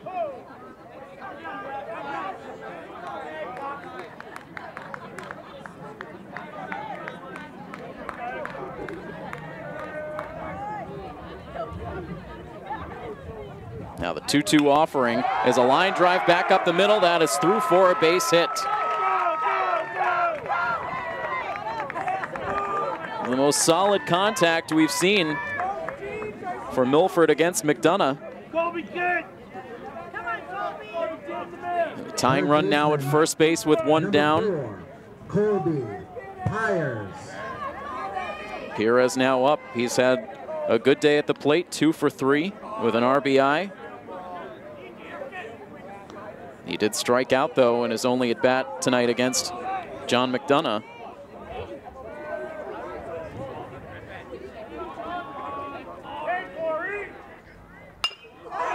Perez now carves it foul out of play off to the right. And that drifts off towards the parking lot. Everyone in the crowd takes a deep breath as that ball heads down towards the vehicles.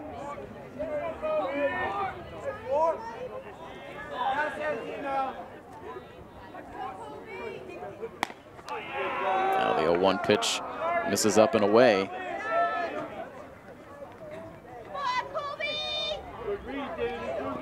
Milford's had a tough time getting a good read on McDonough, but you have to imagine if Sciutto feels comfortable, he'll have the green light to take second. Now a swing and a miss from Perez on a good pitch down and in.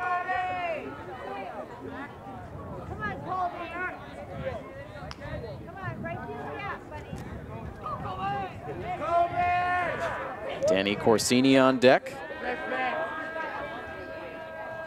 Here's the 1-2 pitch. Perez lets it go. It drops in the dirt. Blocked out in front by Lucini.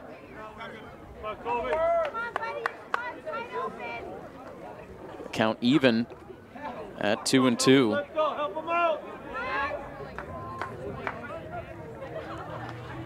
Coach Dion goes through the signs over in the third base coach's box as Perez digs back in. McDonough to the set. The runner takes off as the pickoff throw came to first base. Here's Sciutto down to second, and he gets in there safely. So Sciutto going on the first move from McDonough. It ended up being a pickoff throw. But Sciutto just kept on running. He was able to slide in, beating the throw to second base. So now the tying run in scoring position for the Hawks. Now a 2-2 pitch into Perez, and a swing and a miss. The ball briefly gets away from Lucini, but eventually fires to first base to get the out.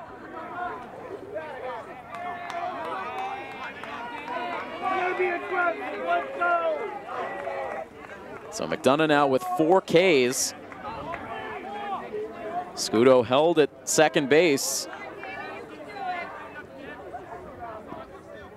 Surprising that he didn't try to take off on that pitch down in the dirt. But Sciutto can easily score from second. Milford in need of a clutch hit from one of their better clutch hitters, Danny Corsini. Corsini drove in a run with a single back in the first inning. That hit made it a 3-0 Milford lead. But Hopedale scoring 4 unanswered runs, all of them in the third inning. And that is where we stand. Now the 0-1 pitch is a bouncer, hit slowly towards third. They missed the tag on the runner on the way by, and Corsini able to beat the throw to first base. Everyone's safe, and Milford now has runners at the corners.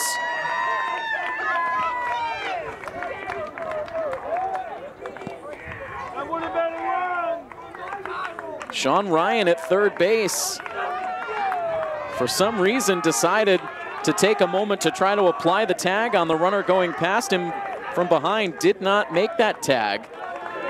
And by the time he turned and made the throw to first base, Corsini was able to beat it out.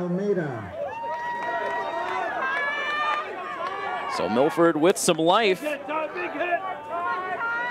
They've had runners on base all night. They have stranded at least 1 base runner in every inning. Almeida trying to finally come through with that key hit with runners aboard. Almeida 1 for 2. He's singled and walked. He's also grounded out.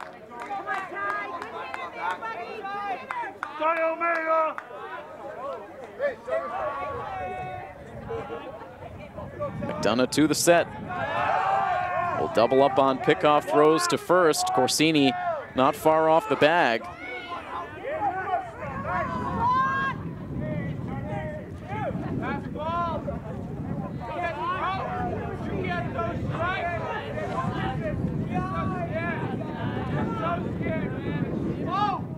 Now the pitch into Almeida, misses inside.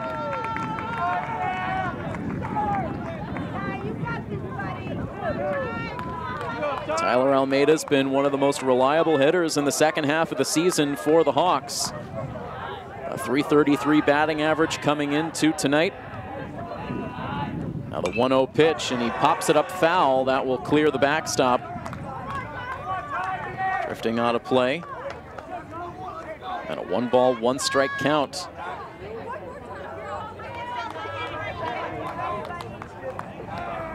Just past 8 o'clock in the evening now. The last bits of light fading away off in the distance. Now the 1-1 pitch. And that misses just high for ball 2, a very close pitch.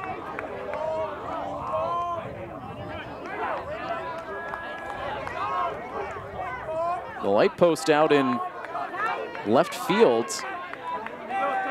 Having a little trouble with it here at Pheno Field. Right now off, so it's a little bit dim out in left. Now another pickoff play at first. Corsini has not ventured very far away from that first base bag, but McDonough continues to keep him as close as he can. It is Carter Sciutto who represents the tying run at third base. Corsini the go-ahead run at first. Now the 2-1 pitch to Almeida. It's high for ball 3.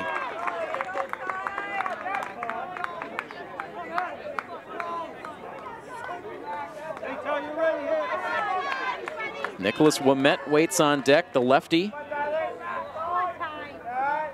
Now the 3-1 pitch, Almeida swings away and hits a towering fly ball towards second base and into the glove of Will Parker for out number 3.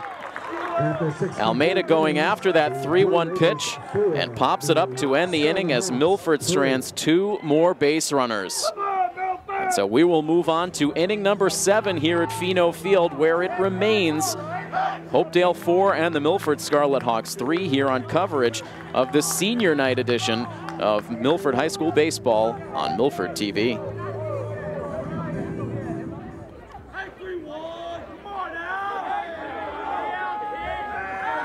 The catcher, number 31, Alex Lucini. We've reached inning number 7 here at Pheno Field. Plenty of frustration amongst these Milford hitters, chances all night long.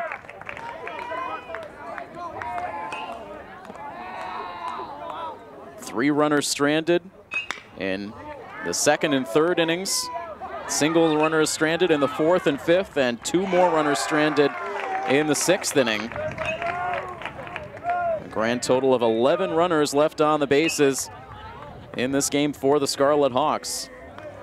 Danny Corsini trying to hold serve to give Milford a chance, trailing by just a run when they come to the plate in the bottom half of this inning, able to quickly dispatch Alex Lucini on the grounder.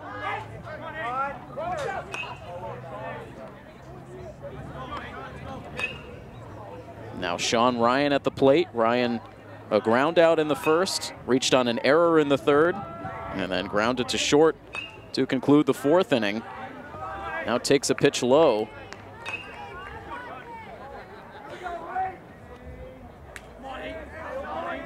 Milford doing some work in the batting cage behind the third base bleachers, trying to prepare for the bottom half of this 7th inning, where Milford will have batters 6, 7, and 8 due up. So you have to wonder if Coach Dion may dip into his bench, especially with back-to-back, or I should say a trio of lefties due up in that 7th inning, Wimet, Salomon, and Marcolini. There's a 2-2 pitch now into Ryan, and it misses down and in.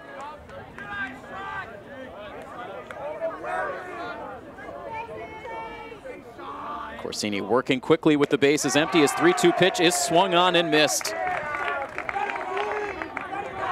This has to be one of the higher strikeout totals of the season for Corsini, now up to 7. First baseman, number 19, Jimmy Casey. Now set to deal with Jimmy Casey, working on a 2-for-3 day at the plate. And he takes a borderline strike on the outside part of the plate. Casey did strike out his last time up against Corsini. Now floats one foul to the backstop, and he is quickly down 0-2. Corsini hoping for his second 1-2-3 inning of the game.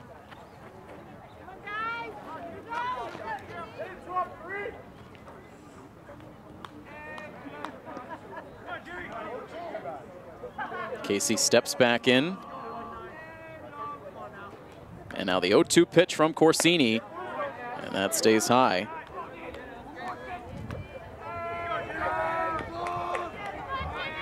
It's Jimmy Casey. That is the reason that Hopedale has the lead on his 2-run single that capped off the 4-run rally in the 3rd. Stays alive now with a count of 2 balls and 2 strikes. And Corsini deals the next pitch. That one misses outside. Corsini wanted the call. Now a full count. Here's the 3-2. And that is high for ball 4. Casey able to hold up on the swing.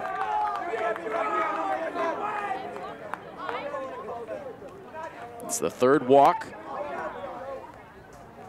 for Corsini, as now some raindrops start to fall once again here in Milford. Just a light sprinkle for the moment.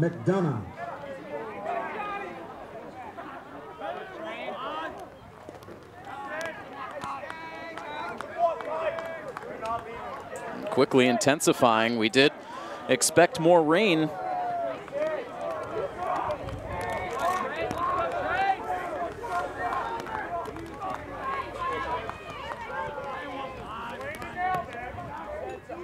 One-0 pitch, and that's in for a strike.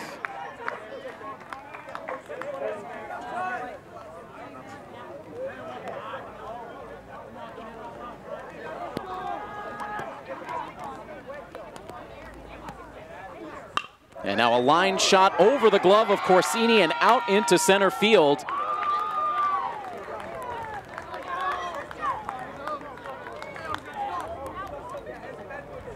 And Hopedale not making it easy for Corsini. The walk and now the single.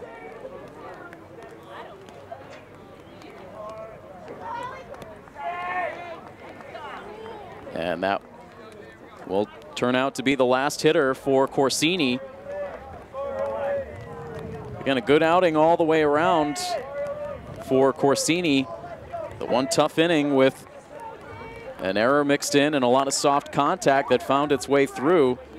Kept the team in it, but now Coach Dion will turn it over to Matt Shaver, trying to keep this a 4-3 game to give Milford a chance in the bottom half of the inning. We'll pause for the pitching change. More action to come in just a moment here on Milford TV.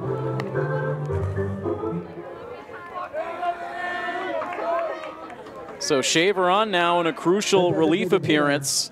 Number 22. Hopedale trying to piece together a two-out rally after Corsini got the first two batters. A walk and a base hit to put two on, and now Shaver deals his first pitch into Radcliffe. It's a strike.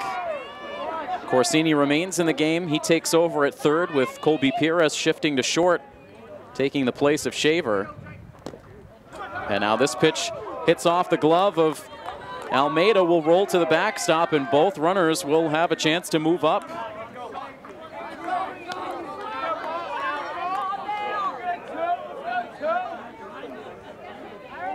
So passed ball now for Tyler Almeida.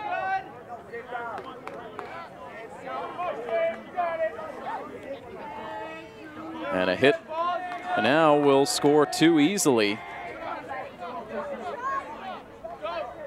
Here's the 1-1 pitch, and it's popped up foul out of play.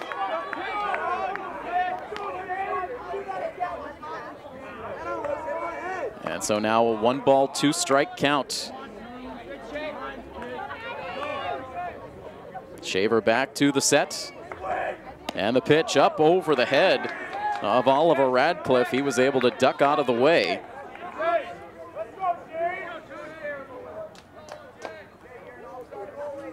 Two balls and 2 strikes.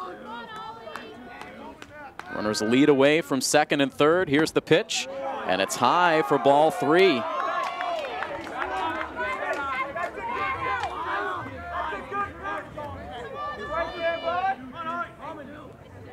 Ryan Reynolds waits on deck. Here comes the payoff pitch, and it's a line drive towards first base and caught by Nicholas Ouimet. Just keeps it off the infield dirt for the out that ends the inning.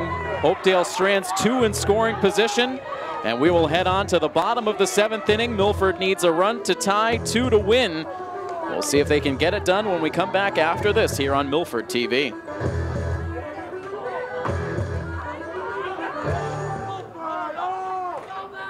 The rally caps are out in the student section, trying to will on a comeback here in the bottom of the 7th inning for the Scarlet Hawks. First baseman, number 13. Nicholas Ouimet will lead it off against John McDonough, who has been outstanding in relief in this game. He has thrown 4 innings out of the Hopedale bullpen.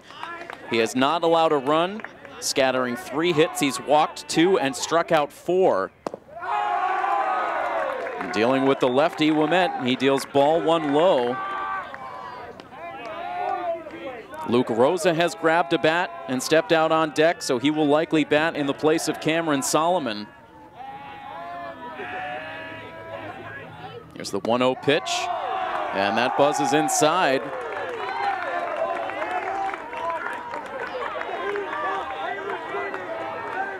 The Milford student section on their feet, trying to do all they can. Now a 2-0, and that is low for ball 3.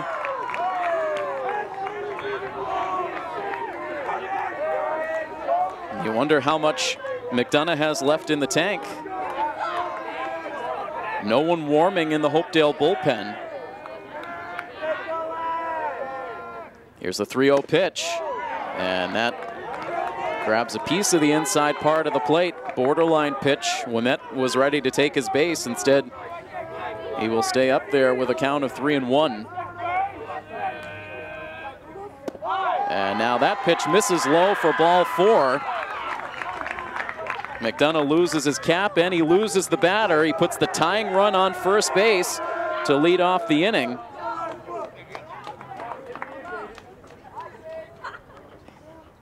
And it looks like now Coach Dion will elect to put some extra speed on the bases.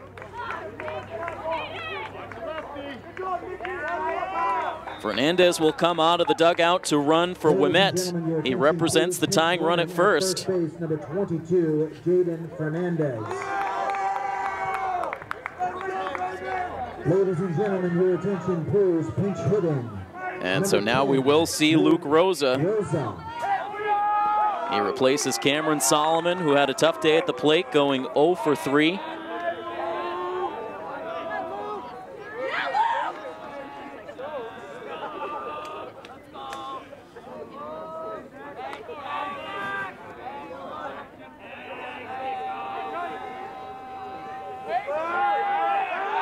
And immediately McDonough will check on Fernandez over at first, who dives back into the bag.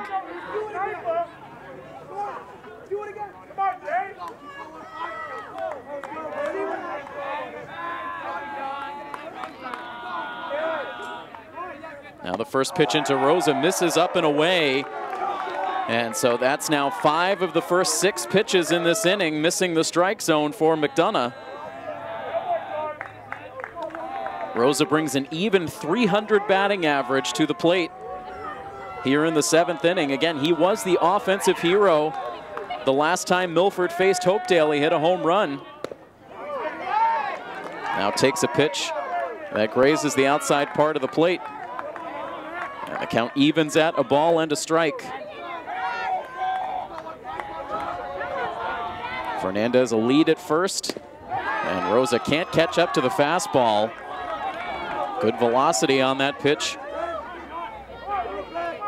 from John McDonough, and he now jumps ahead of Rosa 1-2. Marcolini on deck. And another check over at first, and Fernandez dives back in.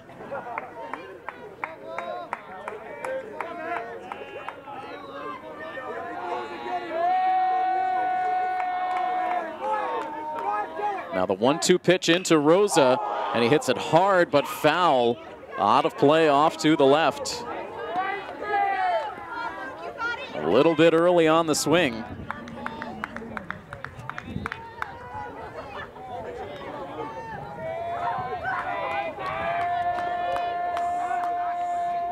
McDonough to the set, another 1-2, and the breaking ball is swung on and missed.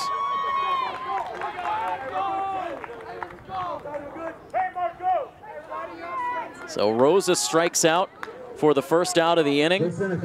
That's now strikeout number 5 for McDonough. And now Milford will look for something out of Nick Marcolini. He reached on an infield base hit his last time up in the 5th. That came against McDonough.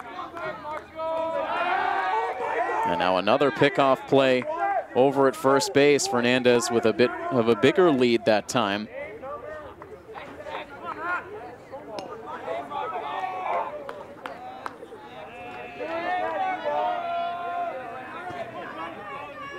The rain has stopped again here in Milford, as Marcolini watches that pitch miss low.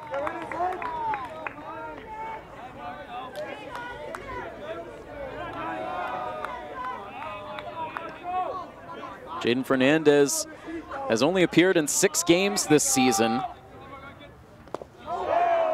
So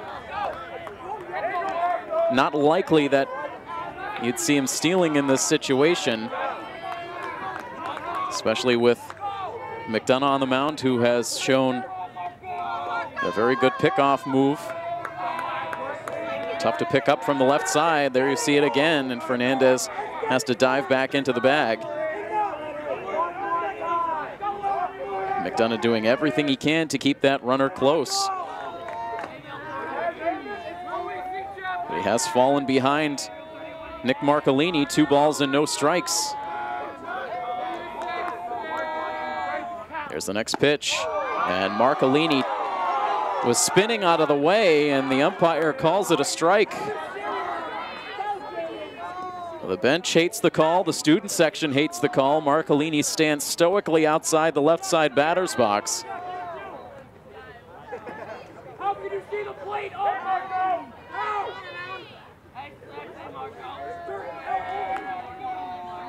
Now the 2-1 pitch. And this time it's ruled ball 3, near identical location. And narrowly missing that right arm of Marcolini.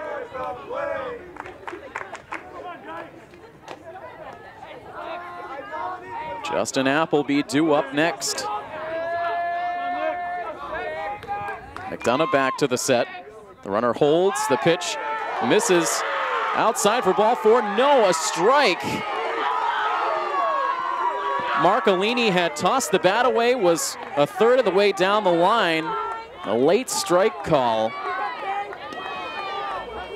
And Nick heads back to the plate now with a full count, and the Milford fans apoplectic in the stands over the strike call.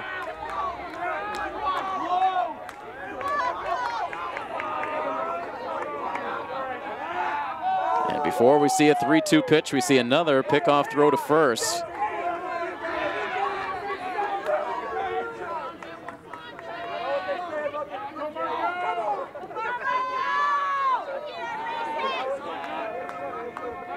Fernandez again out to a lead. Now the payoff pitch to Marcolini has popped up foul, and that goes out of play. Some borderline pitches in this inning not going Marcolini's way. Trying to hang tough now with the full count. And now a late swing, hits it softly over towards shortstop. Brunt tosses to second base, but the throw gets away from the second baseman, and Fernandez will move on to third. He had to push the second baseman out of the way to get there, but he slides in safely without a throw to third base, and Milford in business. They have the tying run at third and the go-ahead run at first with 1 down in the inning.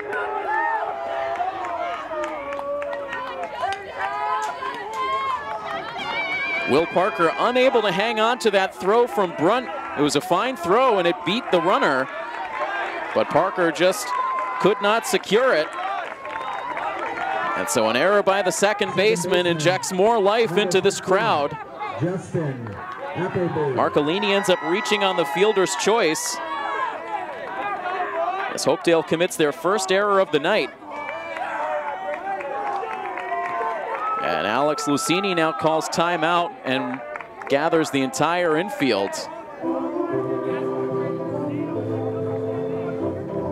And the group will talk things over as Justin Appleby trots down the third base line, exchanges a few words with his head coach before the action continues.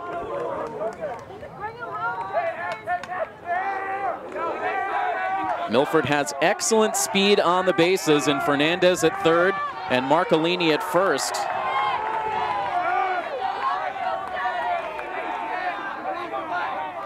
This Milford crowd alive once again as Appleby watches the first pitch miss low.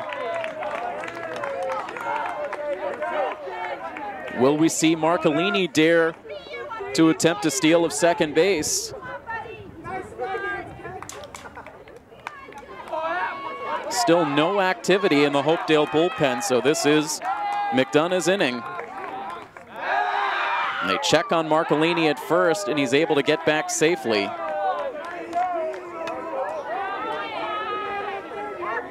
Hopedale has Sean Ryan playing in on the grass at third. They play a double play depth up the middle.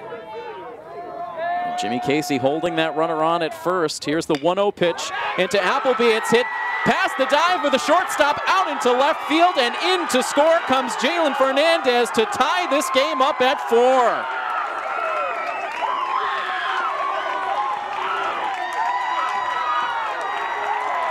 And so Justin Appleby, who has been statistically the best hitter in this Milford lineup all season long, comes through with a clutch hit here. A 1-out RBI single, just sneaking it past the dive of Chris Brunt at shortstop. And a tied ball game now, as we'll see a visit now from Coach Crescenzi to the mound. That was a players-only mound visit a few moments ago. So Appleby with his first hit of the night, it's a big one, ties the game up. And more importantly now, Milford with the go-ahead run in scoring position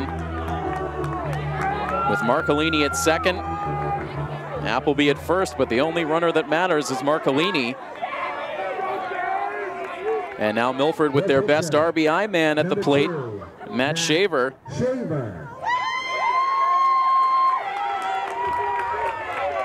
Shaver looking for some redemption after he left the bases loaded back in the 3rd inning. Takes the first pitch on the outside corner for strike 1. Milford's won the last 3 straight senior night games against Hopedale, trying to do so again in come from behind fashion.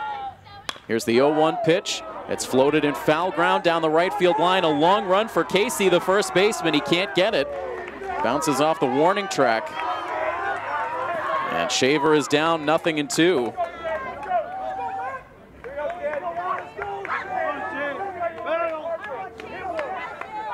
Milford with their first run since the 1st inning on that RBI base hit for Appleby. Hoping to push one more run across the plate. Here's an 0-2 to Shaver, and a swing and a miss. Shaver fooled badly.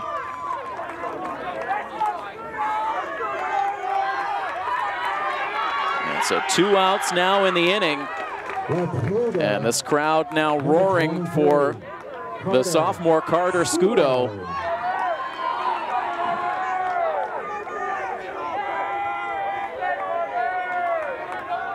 Sciutto with a single his last time up, swings at the first pitch and pops it up out into shallow right field. The second baseman goes back, loses his footing, but he hangs on to make the catch. And we are headed for bonus baseball here at Pheno Field, tied up at 4. We will see an 8th inning come up right on the other side of this break here on Milford TV.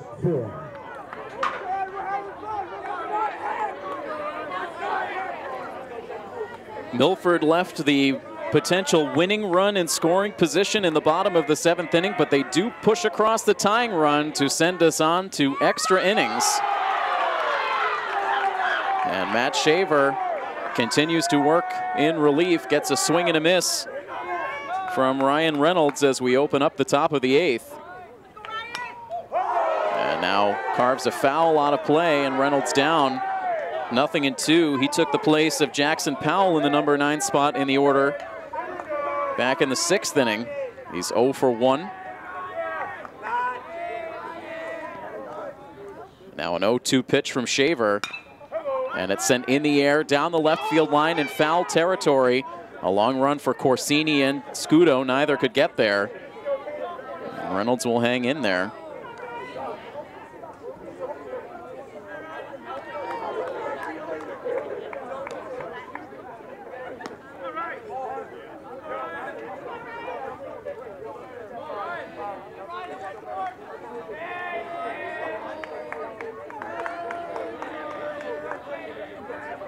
Ryan Reynolds, one of the 8th graders to make this varsity team for Hopedale Junior Senior High School. Now with a count of 1 ball and 2 strikes. Now sends a pop-up. This one playable for Corsini as he drifts into foul territory. Now comes back towards the bag and is able to hang on.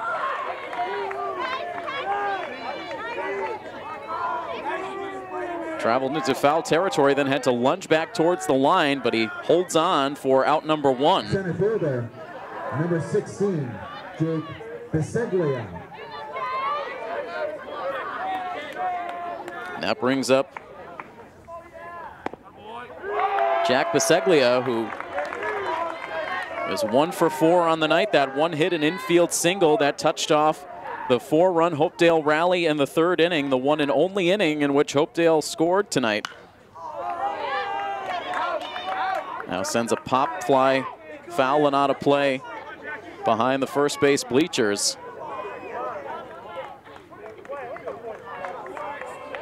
Hopedale with 4 runs on 5 hits in that 3rd inning.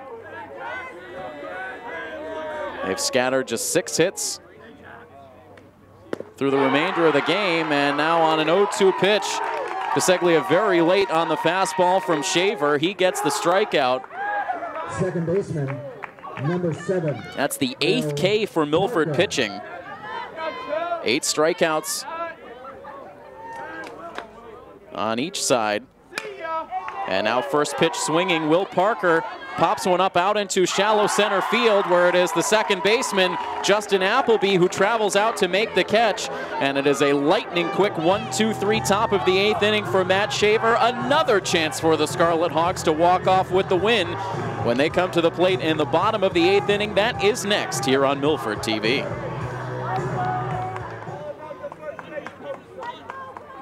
John McDonough has been in this game on the mound for Hopedale since the bottom of the 3rd inning. 5 innings of relief. Finally yielded a run to Milford in the bottom of the 7th inning. That's the reason we continue to play here at Pheno. An unearned run in the 7th that tied it at 4. Now back out for the bottom of the 8th, where he deals ball 1 away to Colby Perez. Perez singles in his first 2 at-bats. He's struck out in his last 2.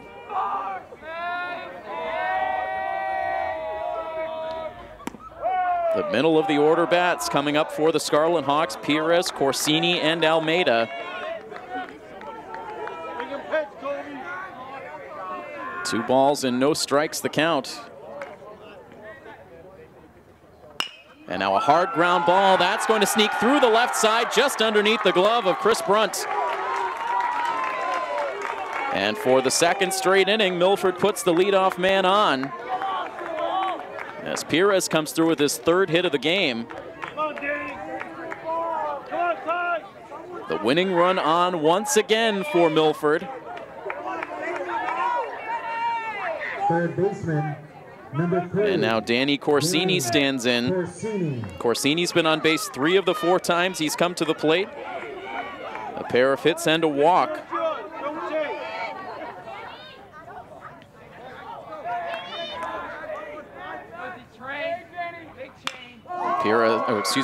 Corsini swings at the first pitch, loops it out into shallow center field. A very long run in for Jack Biseglia, but he's able to make the catch. And Perez retreats to first base as Corsini is out number 1 in the inning. The catcher, number 7, Tyler Almeida. And that brings us to Tyler Almeida. The last time he came to the plate, Milford had the tying run at 3rd base with 2 outs in the 6th. Almeida jumped ahead in the count 3-1, but then popped out to end the inning. Takes the first pitch low for ball 1, and finally it looks like Hopedale will start to get some activity loosening in their bullpen as Oliver Radcliffe, the freshman, starts to throw.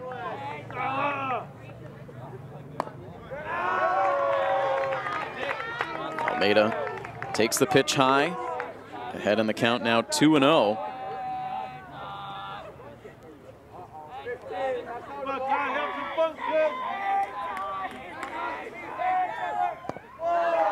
Three and 0 now.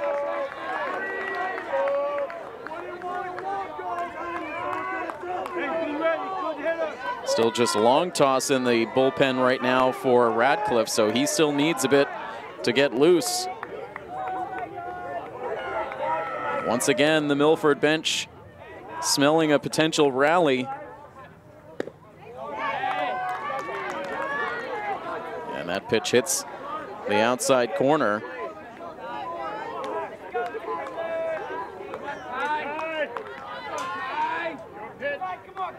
Here is a short lead at first. The next pitch is a line drive to the opposite field, down for a base hit. Gathered in there by Jackson Powell.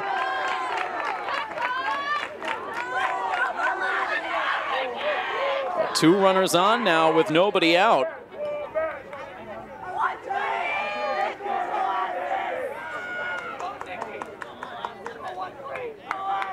I beg your pardon, that is Reynolds out in left field, collecting that single from Almeida.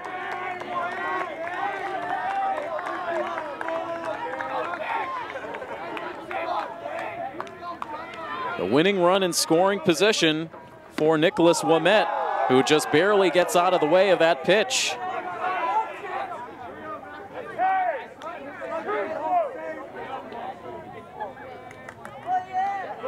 McDonough very nearly loading the bases on a hit by pitch instead of 1-0 count. And now 2-0 as that one misses the strike zone. It has been such a valiant effort for John McDonough out of the bullpen for Hopedale tonight, but he clearly looks like he's gassed. Coach Crescenzi trying to get every last drop out of McDonough. Here's the 2-0 pitch, and that drops in for a strike.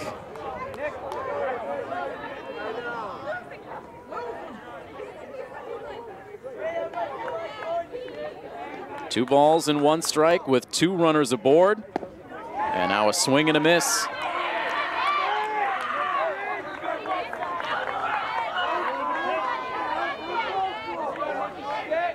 No one has left here at Pheno Field. Everyone wanting to see this one through to the end. Here's a 2-2 now to Ouimet, and it's swung on and missed. And so McDonough battling back to get the K. It's a huge first out of the inning. And now the second at bat for Luke Rosa. He entered the game last inning, replacing Cameron Salomon. He ended up striking out. A hit could win it for the Scarlet Hawks. And now the pitch misses high for ball one.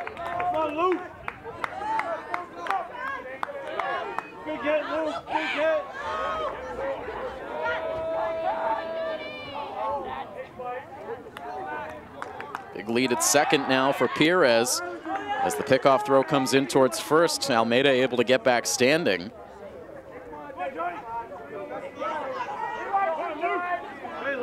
With a tiring arm for McDonough, still accurate with those pickoff throws.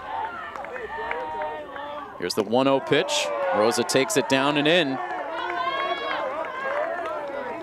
These Milford hitters trying to stay disciplined, trying to stay patient.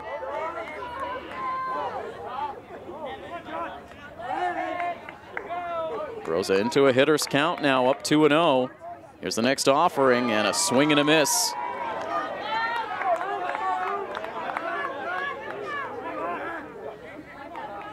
Nick Marcolini looks on in the on-deck area. Now a 2-1 pitch, and it's in the dirt for ball three.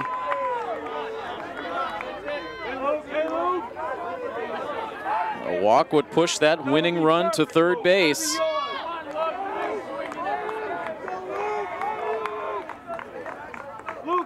Rosa digs back in.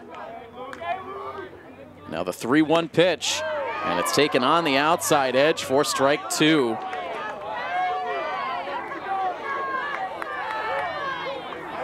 Not a good pitch for Rosa to swing at. Hoped that it would be ball four. Instead, now a full count. And another pickoff throw over to first base. Almeida just a step or two off the bag. Again, was able to get back standing up.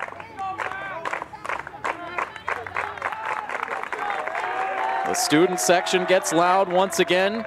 The payoff pitch to Rosa, and that is swung on and missed.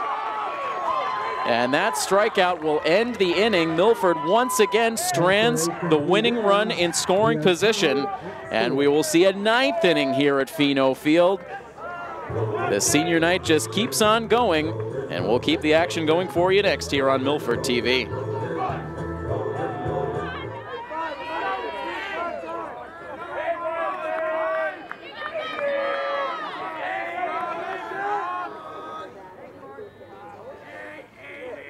The top of the ninth inning begins here at Pheno Field with a called strike one tossed in from Matt Shaver to Chris Brunt.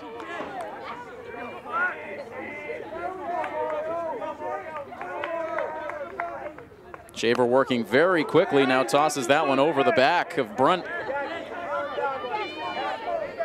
Stares back out at Shaver afterwards. These two were the primary middle infielders for the Legion baseball team last summer. In all likelihood will be again, as now Shaver deals in strike two. Matt came on to get the final out of the seventh inning, pitched a 1-2-3 eighth. Now ahead of Brunt 1-2. Here's his next pitch. And that just misses for ball two. Held there an extra moment for Almeida, but he couldn't buy the call.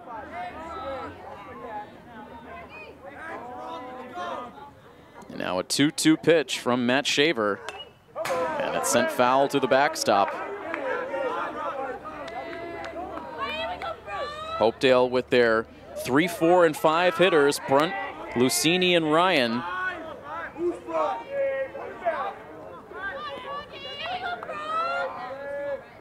Now some of the Hopedale fans starting to raise their voices as Chris Brunt lines this one out into right field for a base hit. And so there is the first base runner allowed for Shaver since he came into the game. Hopedale puts the go-ahead run on as Chris Brunt grabs his third hit of the night. Number 31, Alex Lucini. And Shaver needs to be aware now of the speed of Brunt, who immediately takes a sizable lead at first. And Shaver now will toss over. It's been quite a night here at Pheno Field. Started with a quick downpour when we first arrived that forced the players to put the tarps on the field. Things cleared up just in time for the modified start time of 6 o'clock. As Shaver doubles up on pickoff throws. Of course, even though we started an hour earlier, still going late into the night, coming up on 9 o'clock in the evening. As Shaver deals ball one in to Alex Lucini. Had hits in his first 3 at-bats on the night before finally being retired for the first time in the 7th.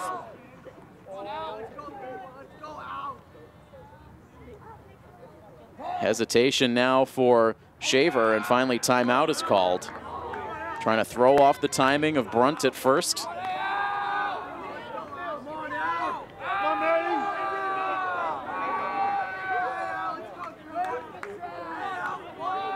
Now Shaver back to the set, and a quick pickoff throw to first that had Chris Brunt sprawling back to the bag.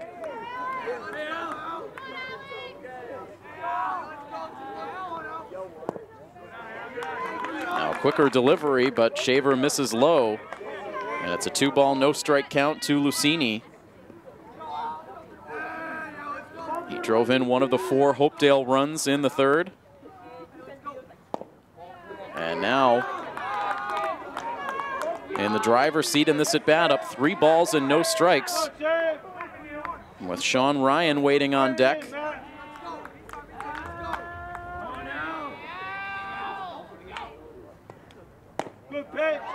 And now Shaver misses high with the fastball. And the first 2 Hopedale hitters have reached in the top of the 8th.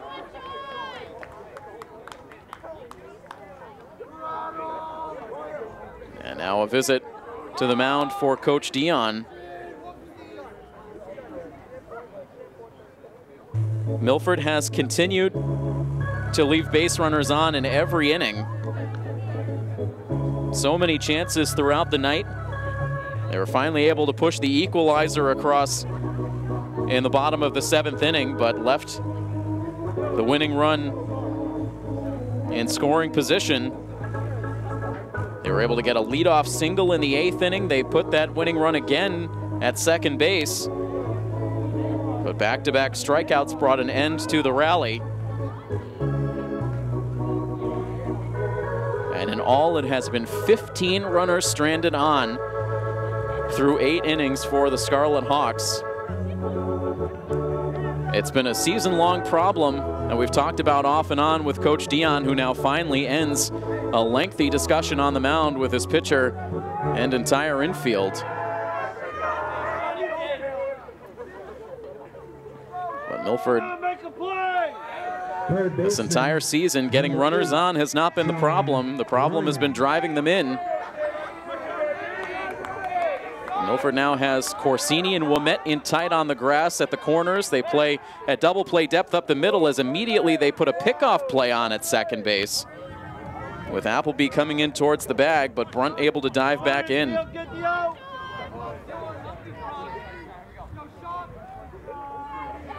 Sean Ryan at the dish. He's hitless tonight. And again, they will toss back to second.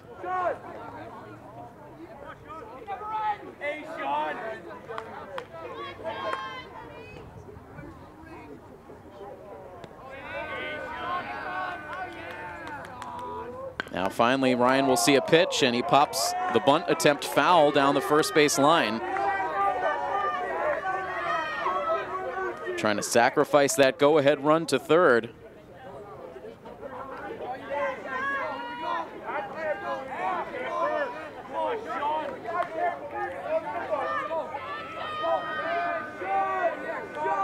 No balls and 1 strike the count.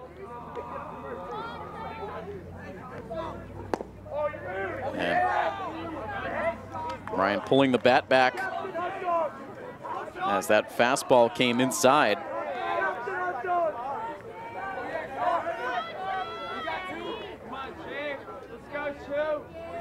Shaver trying to lock back in on the mound. Here's his 1-1 pitch. And again, Ryan pops the bunt up, sends it to the backstop. And he's down now 1-2. Will Hopedale dare to keep the bunt on with 2 strikes?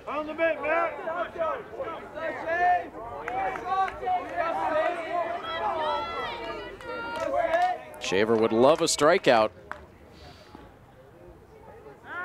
And instead now he will race that runner back to the second base bag. Shaver very much aware of the speed of Chris Brunt. Now a 1-2 pitch, and Ryan just makes contact to stay alive.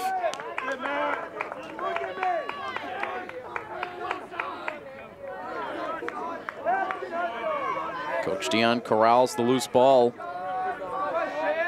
over at the backstop, and now we continue. Shaver to the set. Another 1-2 pitch, and a line shot hit to shortstop. The toss to third base is high, and Corsini able to come back down on the bag, beating Chris Brunt. And an adventurous first out of the inning. Colby Perez fielding that ground ball at shortstop. Does not have a ton of experience there at the position. He's predominantly played Number 19, third base and a little bit of second base this season. Fortunately, Corsini able to handle the throw, so the first out of the inning comes on a force play. Ryan safe on the fielder's choice, and Matt Shaver no doubt happy to have the speed of Brunt off the bases. The tying run still in scoring position at second base as Shaver misses with a fastball into Jimmy Casey.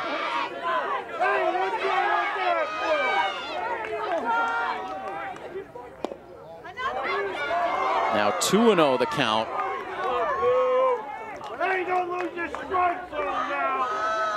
And these Milford fans have had about enough of the strike zone not going their way in this game. It's felt that way quite a bit. Now the 2-0 pitch, aggressive was Jimmy Casey. A swing and a miss to bring the count to 2-1.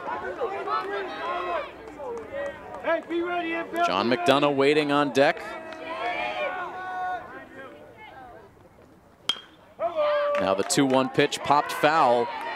That is out of play.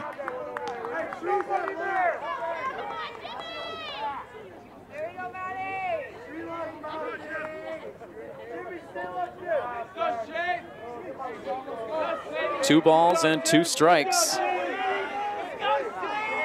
Shaver a look down to second base. Now comes home, and the pitch popped up. Almeida races over, Shaver does as well, but the ball well out of play.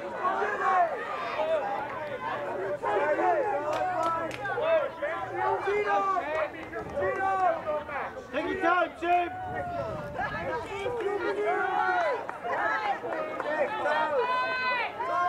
Tough at bat for Jimmy Casey, who has been one of the offensive heroes for the Blue Raiders. Trying to come through again, but Shaver has other plans. Here's his 2-2, and it's swung on and foul tipped into the mitt of Tyler Almeida, and Casey goes down on strikes. That's the second K for Shaver. Number 15, John McDonough. And 2 outs in the inning now for John McDonough. What a heroic performance it has been for McDonough on the pitcher's mound, but here he pops the first pitch up out into left field, and the catch is made by Carter Sciutto. And in an inning in which Hopedale was able to put their first 2 batters on base, they failed to score. And we will head on to the bottom of the 9th inning. It is still Hopedale 4 and Milford 4 here on this extended coverage of Milford High School baseball right here on Milford TV.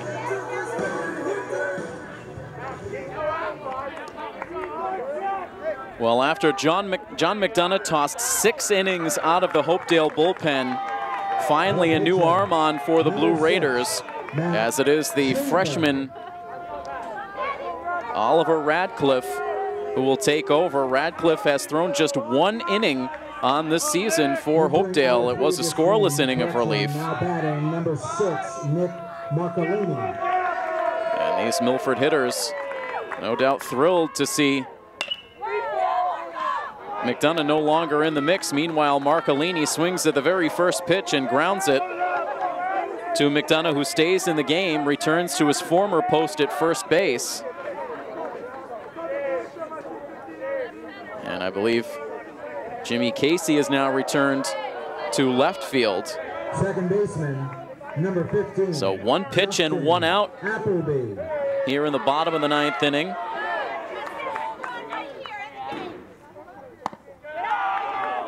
And now the number 9 hitter, Justin Appleby, who is the reason we are still here at Pheno Field.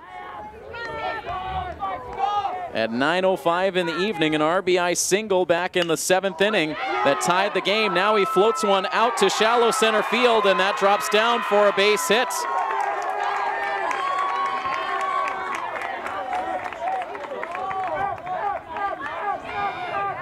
So Appleby now 2 for 4.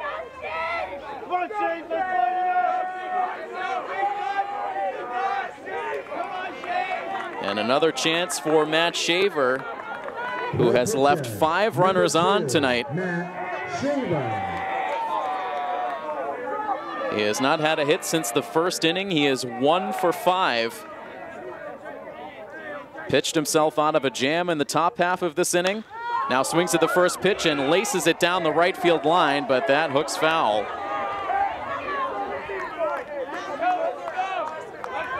All the Milford fans in the house trying to will that ball fair, but it was foul by a good margin.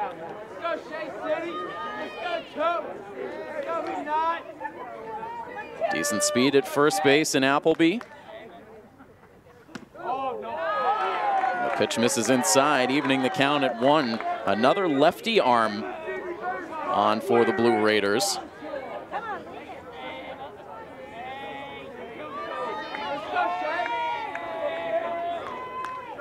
Radcliffe to the set. Now the 1-1 pitch hit hard on the ground to first base. It sneaks underneath the glove of McDonough. Appleby moves up to second base. Now has to hold there. And very casual about getting back to the second base bag as that throw came in right in front of him. So back-to-back base hits now for Appleby and Shaver. And for the third straight inning, Milford has the winning run in scoring position.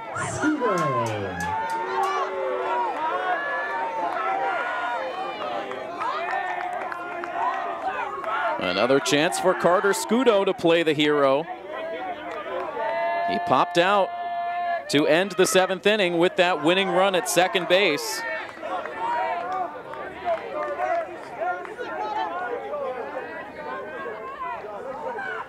Appleby walks out to a lead at second base. He has Brunt trying to cheat in behind. Now returns to his defensive position as that ball hits Sciutto. Gets him on the left knee or left quad area, so he will head down to first base. And they are now loaded up with one down. And Hopedale now will have a mound visit.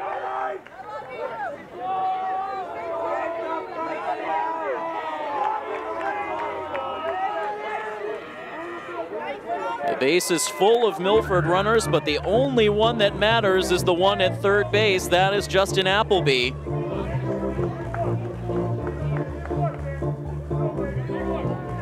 Oliver Radcliffe able to get the first out of the inning, but since then, back-to-back base hits and now a hit by pitch. And a golden opportunity for Colby Perez. He stands outside the batter's box just waiting for his opportunity. Colby on the night, an RBI single back in the first inning, also scored a run in the first. Reached on an infield base hit in the second, then struck out in the fourth and again in the sixth before reaching on his third hit to lead off last inning. So a 3-for-5 night, a fourth hit would end the ball game in Milford's favor. And once again, the student section comes to life as Perez is ready to see the first pitch from Radcliffe. And a swing and a miss. Challenged him with a high fastball. The Hopedale infield plays in tight all the way around. They play shallow in the outfield as well. Here's the 0-1 pitch, and it's a line drive hit back up the middle. The catch made by Biseglia, and the runner has to hold up at third.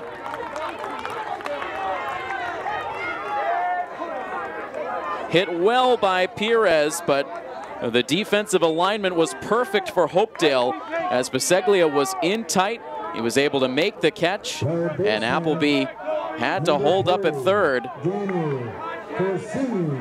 And so here we are again, 2 outs in the inning.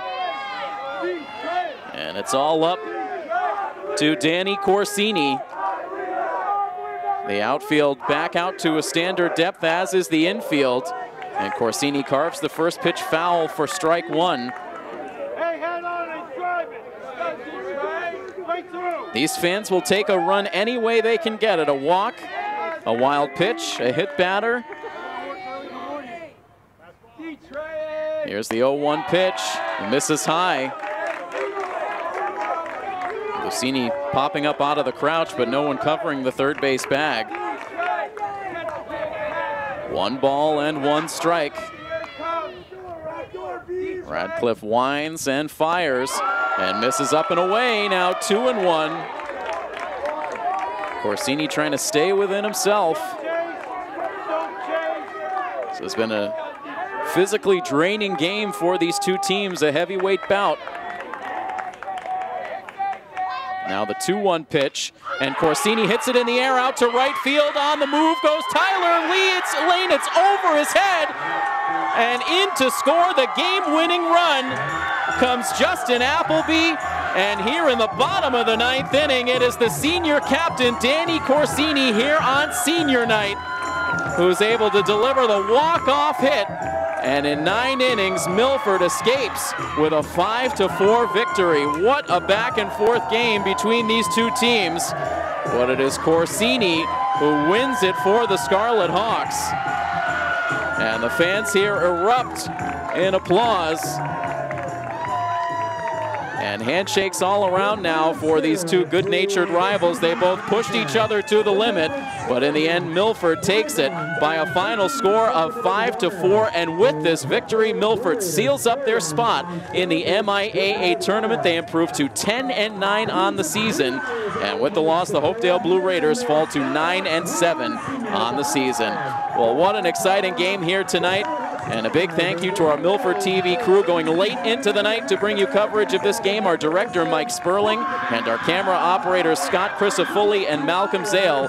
And I am Tim Coet. The final score, one final time in 9 innings. Milford defeats the Hopedale Blue Raiders in walk-off fashion by a final score of 5-4. This has been a presentation of Milford High School Athletics here on Milford TV. So long, everybody.